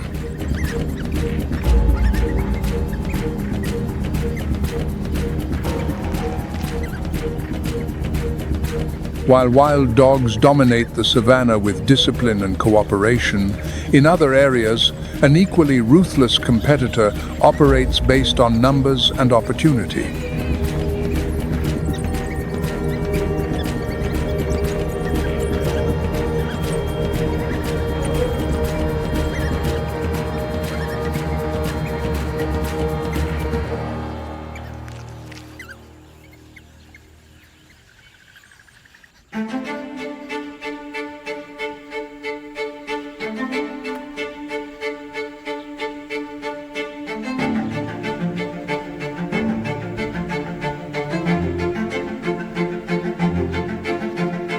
On the water's surface, on slender dry branches, small figures are lined up.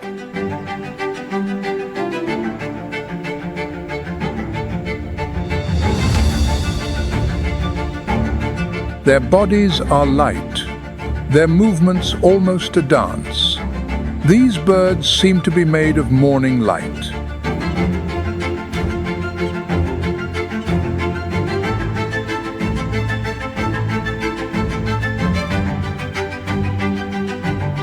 A green back, a slightly rufous chest, and a distinctive white stripe on the forehead from which they get their name, the white-fronted bee-eater.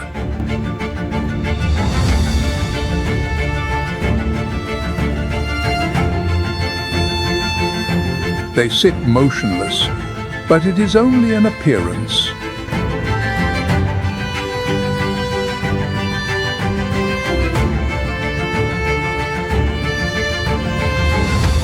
A second later, one of them soars into the air, executes a deft loop, and returns with a struggling prize in its beak.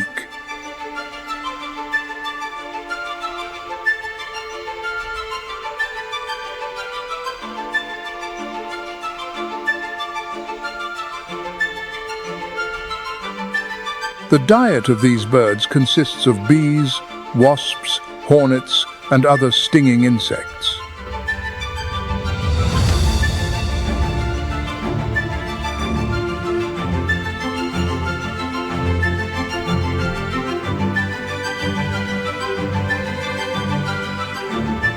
Before swallowing their prey, they skillfully neutralize it by rubbing it against a branch, removing the venom and stinger.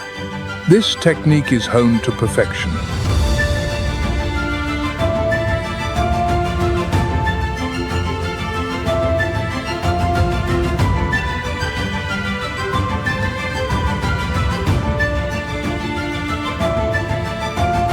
Bee-eaters live in colonies, sometimes numbering in the hundreds. Their nests are long, horizontal burrows dug into the sandy banks along the river.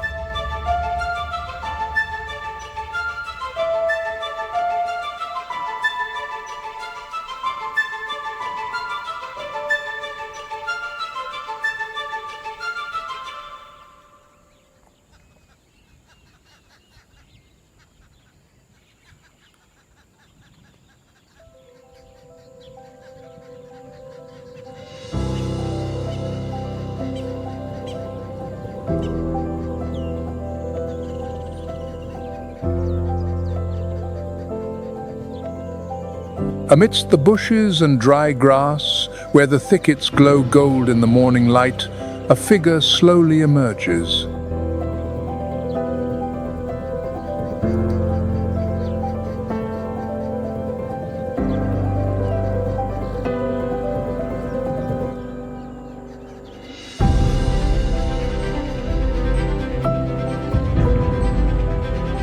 The African buffalo, massive, as if carved from rock, it walks heavily but calmly.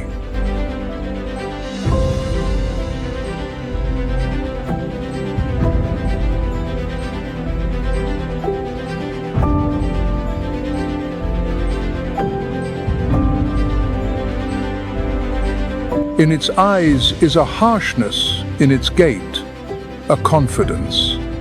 This is not a fugitive, not a hunter. This is the master of the plains.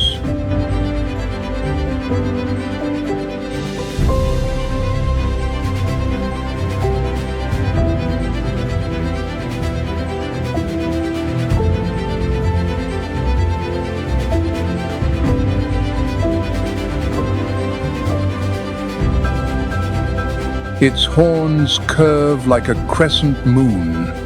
Its coat is dark as a rainy night.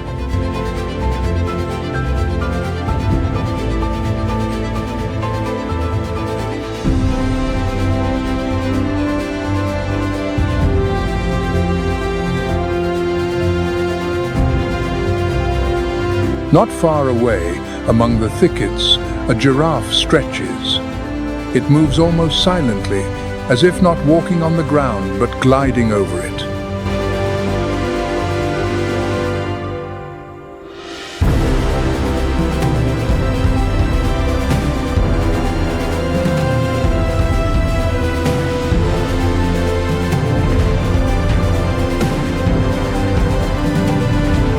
Its neck reaches the canopy, where other species cannot. It nibbles on fresh leaves with the care of a master.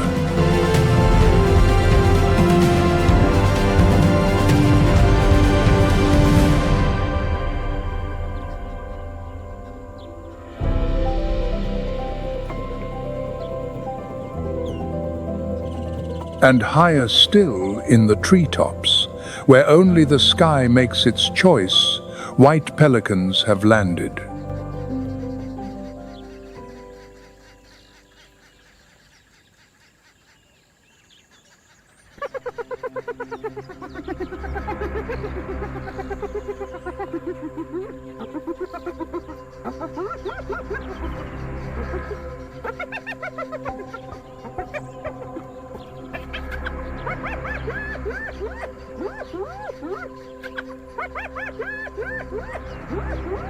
The spotted hyena, often underestimated, displays a brutality of its own, reinforced by the power of its clan and its ability to challenge even the largest predators in Africa.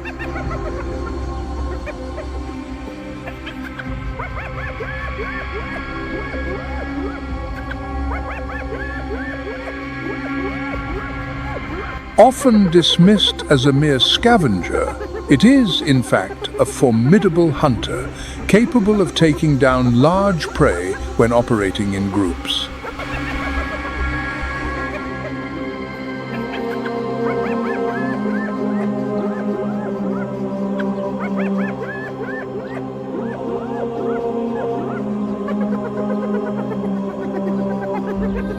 A powerful body, incredibly strong jaws, and teeth adapted for crushing bone make it an expert at making the most of every carcass.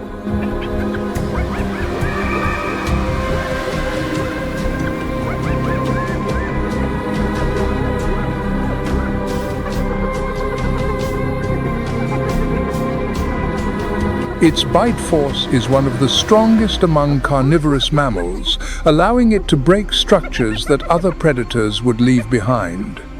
Nothing is wasted.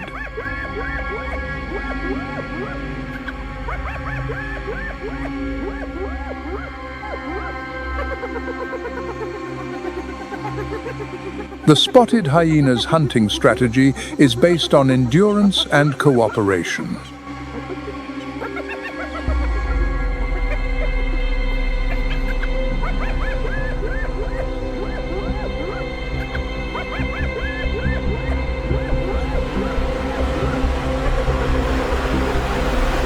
They pursue wildebeest, zebras, and antelopes over long distances, exhausting their prey until it can no longer escape.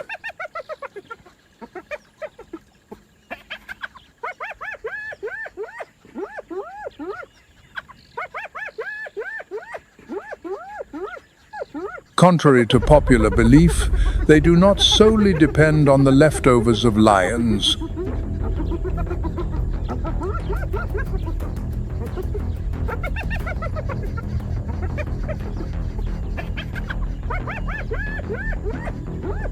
Often, it is the lions who steal their kills, using their strength to usurp a downed carcass.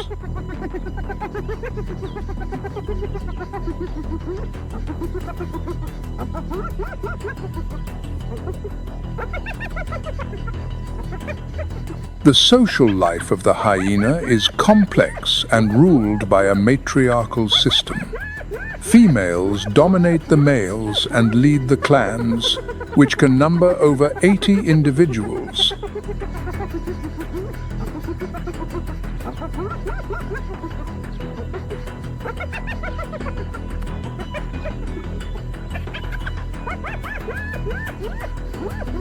The dominance of the female hyena is not just behavioral.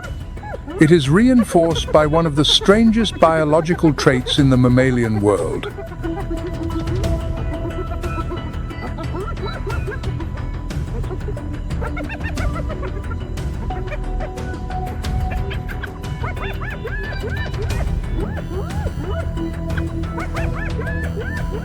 Due to extremely high levels of androgens, male hormones in their bodies, females are larger and more aggressive than males, and possess external genitalia that closely resemble those of a male.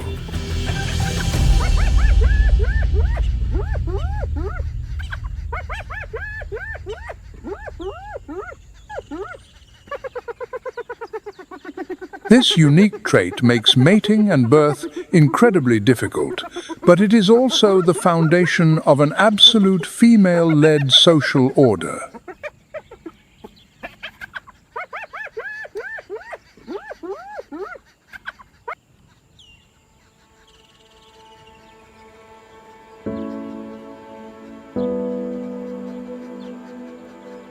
On the crowns of the palm trees, rising high above the Zambezi River Valley, a whole flock of white pelicans has landed.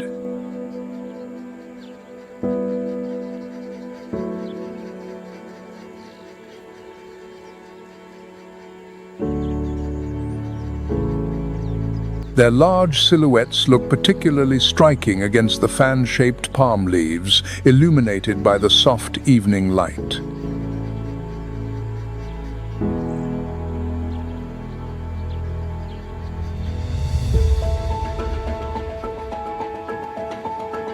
These palms are likely of the species Hyphaean petersiana, a palm characteristic of the wetland areas of southern Africa.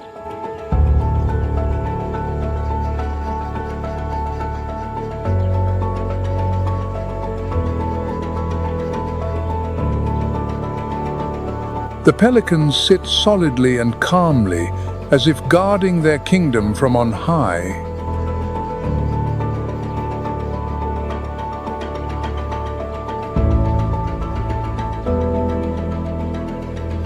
Some are sleeping, their wings spread wide.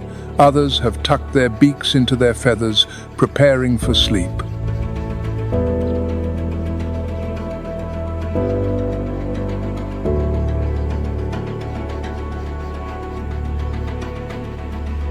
Trees like these are not just observation posts, but also safe havens from terrestrial predators.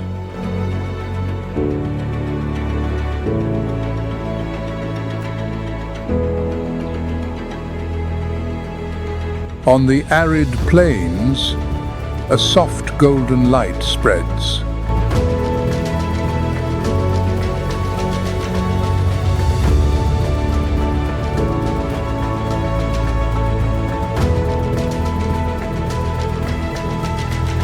The sun is no longer as harsh as at midday.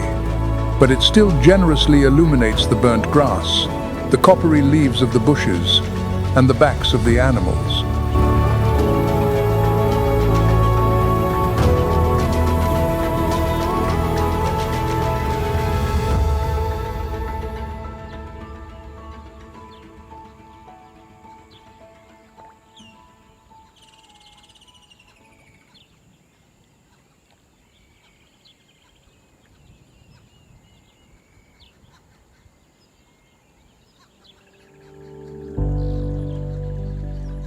Amidst the bushes, zebras appear. At first glance, they are just black and white stripes against the ochre earth. But the longer one looks, the more their beauty is revealed.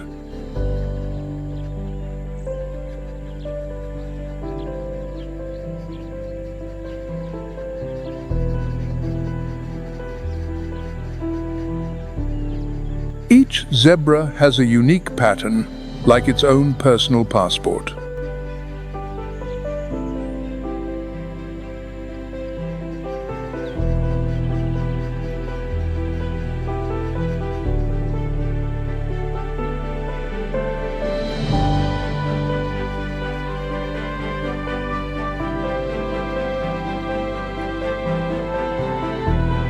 The stripes are not just for decoration. They help with camouflage in the tall grass, confusing predators when they run.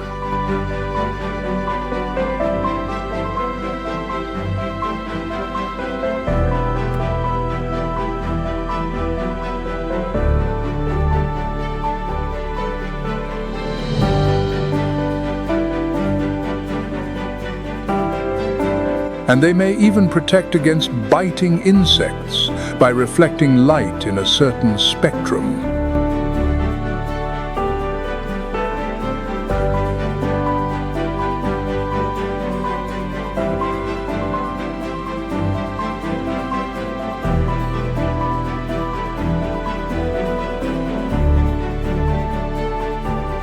Individually, each zebra is a target, but together they become a living mirage, a river of black and white that flows across the plains where edges blur and individuals vanish into a single hypnotic whole.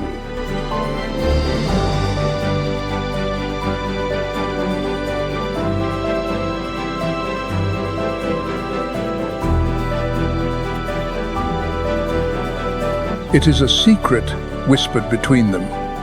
To survive, one must be willing to disappear.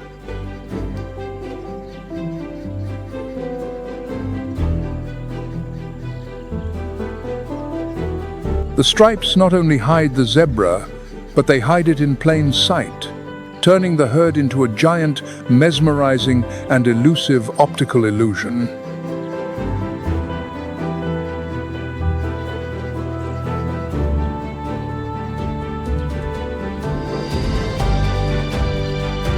The herd of zebras grazes unhurriedly. They nibble on the dry grass, chewing slowly, always listening.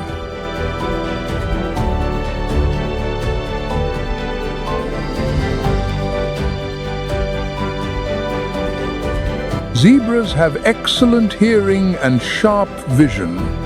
While some are eating, others hold their heads high, watching their surroundings. And that is their strength.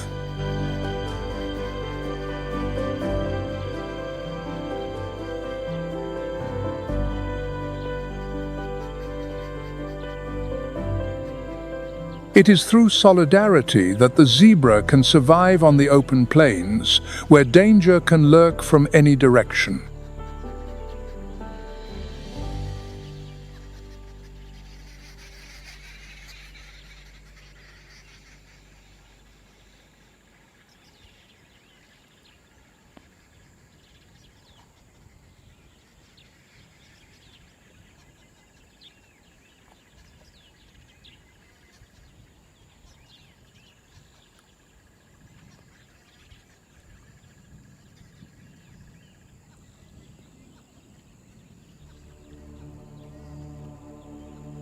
In the falling dusk, among the trees, a leopard appears.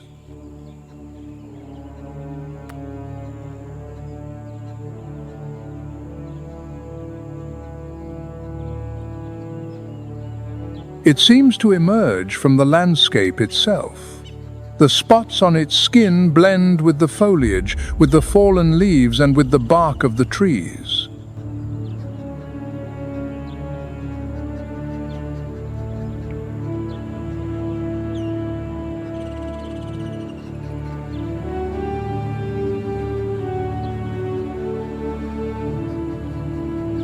It does not sneak, nor does it hurry. It simply moves like a ghost, like a part of the forest that has suddenly taken shape and direction.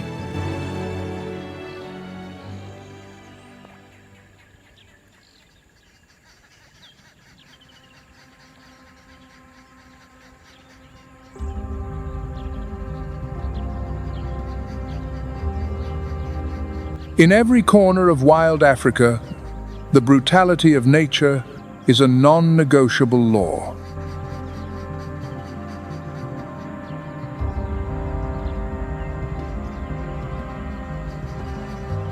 The cheetah exploits its maximum speed. The lion maintains its collective strength.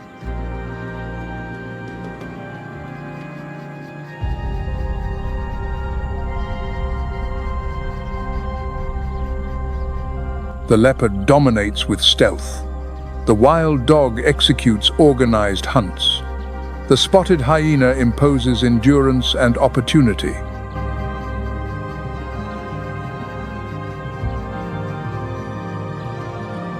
Different strategies, different bodies, but a shared goal: to survive in an environment where mistakes are paid for with one's life.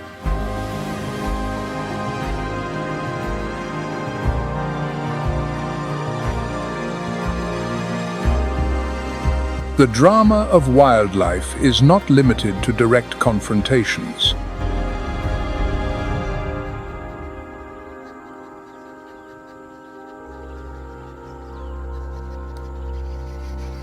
The constant competition between species, the pressure for food, the fragility of the young, and the daily struggle against rivals.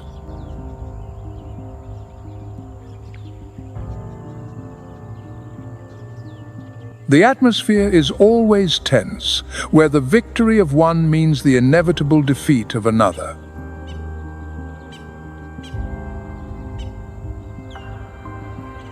In the land of brutal predators, there is no room for lingering mistakes. Tomorrow is not guaranteed. Only those who adapt to the harsh demands of nature can sustain their lineage.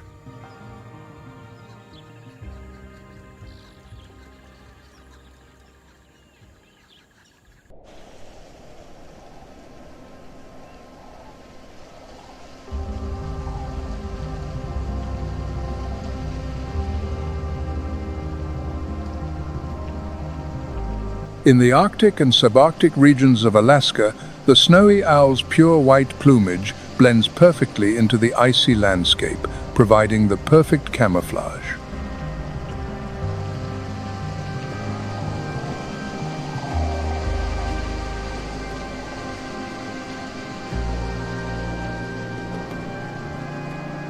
Their thick feathers, which even cover their feet, keep them warm even when the temperature drops below -40 degrees Fahrenheit.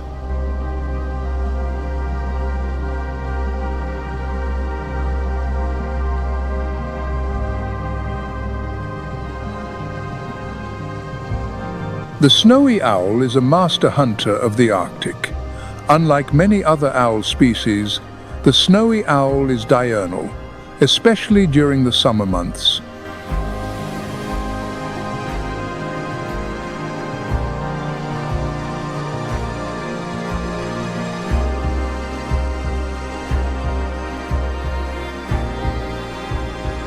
This gives them the advantage of continuous hunting in the endless daylight.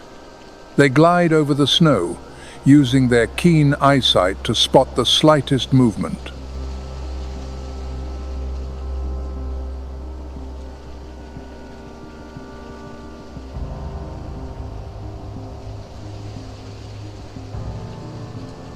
The lemming, a common rodent, is the main food source for these owls. However, the snowy owl is also capable of hunting hares, seabirds, and even young foxes.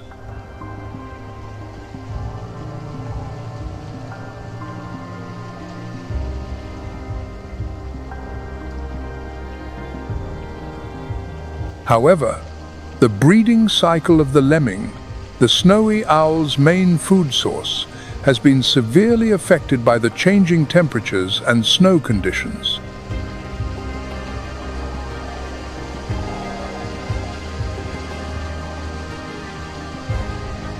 The thawing of the permafrost and the changes in the Arctic vegetation are also significant threats.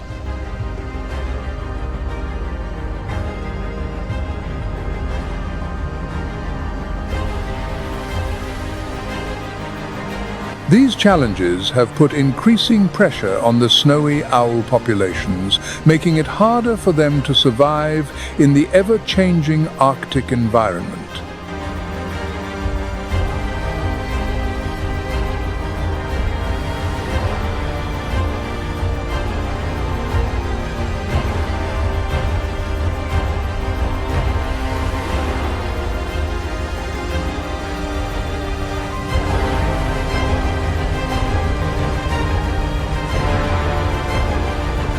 The beluga whale, a famous cetacean, is also not immune to the impacts of the changes taking place in Alaska.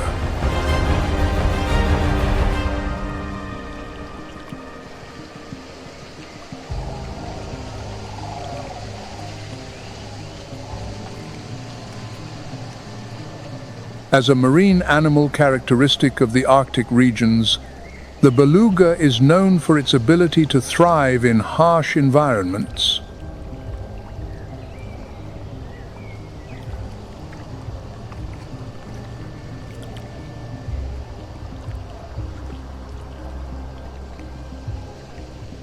Often called the white whale due to its distinctive white skin, the beluga is also famous for its wide range of vocalizations, earning it the nickname Canary of the Sea.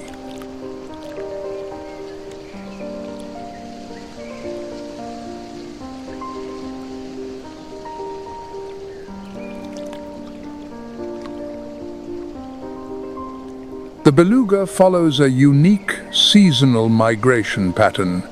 In the summer, they move north, gathering in the estuaries and coastal bays of Alaska.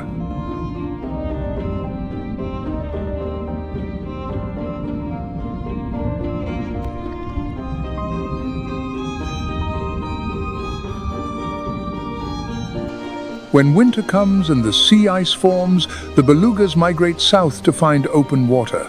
Here, they rely on their thick layer of blubber for insulation.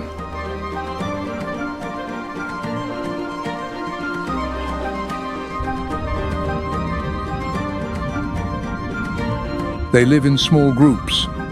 During migration, the group size can be up to hundreds of whales. This grouping allows for more effective hunting.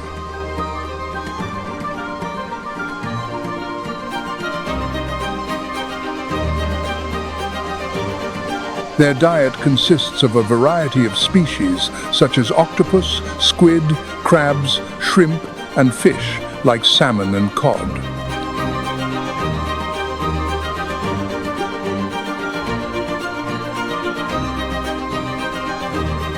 With the ability to dive up to 3,000 feet and hold their breath for up to 25 minutes, the belugas can hunt in the shallow coastal waters.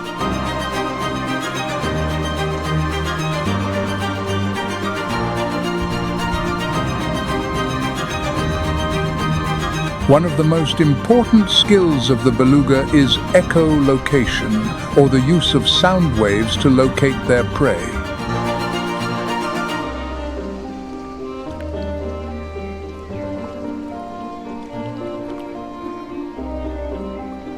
The belugas are facing an increasingly difficult struggle for survival as climate change causes the ice to melt rapidly, changing their natural habitat.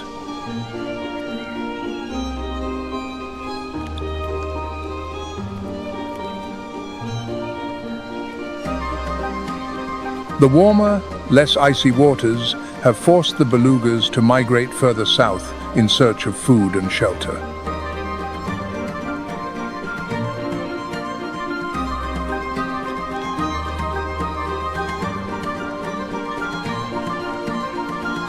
In addition, the underwater noise from ships and industrial activities can disrupt the beluga's ability to communicate and echolocate.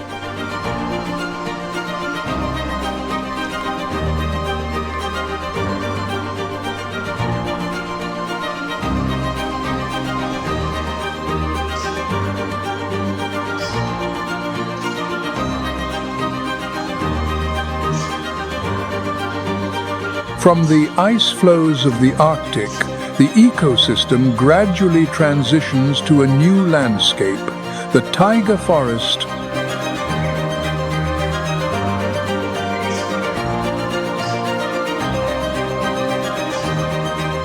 Here, the long, harsh winters give way to short but vibrant summers.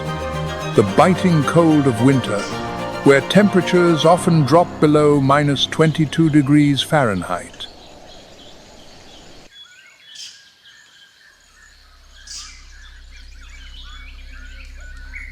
This is home to the towering coniferous species like the black and white spruce, which have stood against time and climate.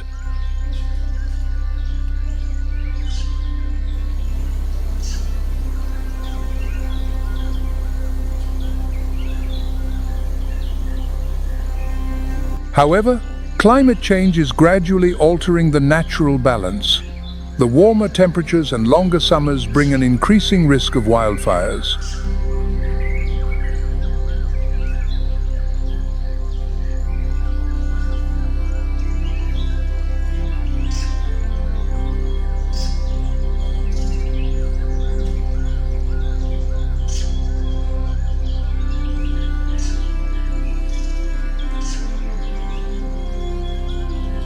Alaska is home to 98% of the U.S. brown bear population. It is also home to 70% of the total brown bear population across North America.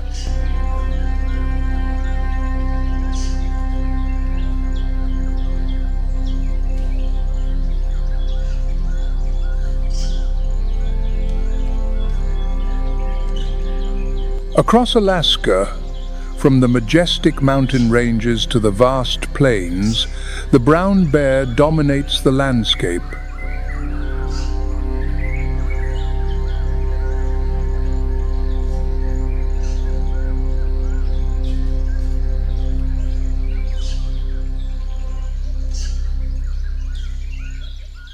The male brown bear, which can weigh up to 1,500 pounds, creates a powerful image of strength and vitality in the wild world of Alaska.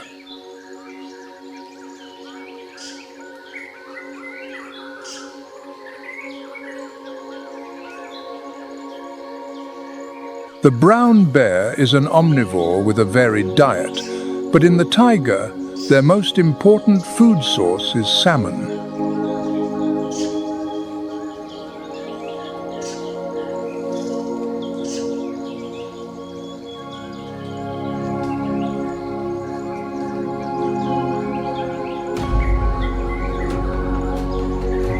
During the peak feeding season, a brown bear can consume up to 90 pounds of food per day.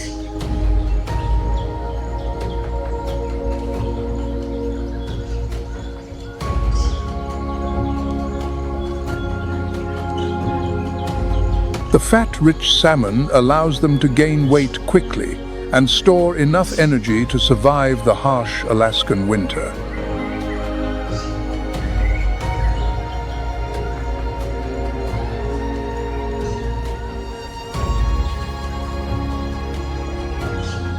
As winter approaches, the brown bear enters a state of hibernation, a survival mechanism that helps to conserve energy.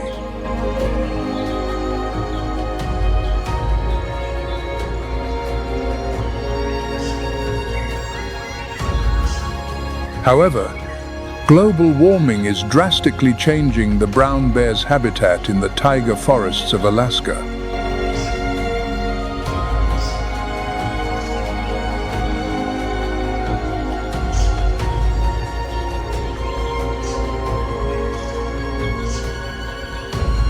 The winter, once long and stable, has become shorter, causing the bears to wake up earlier from hibernation, often without enough energy reserves.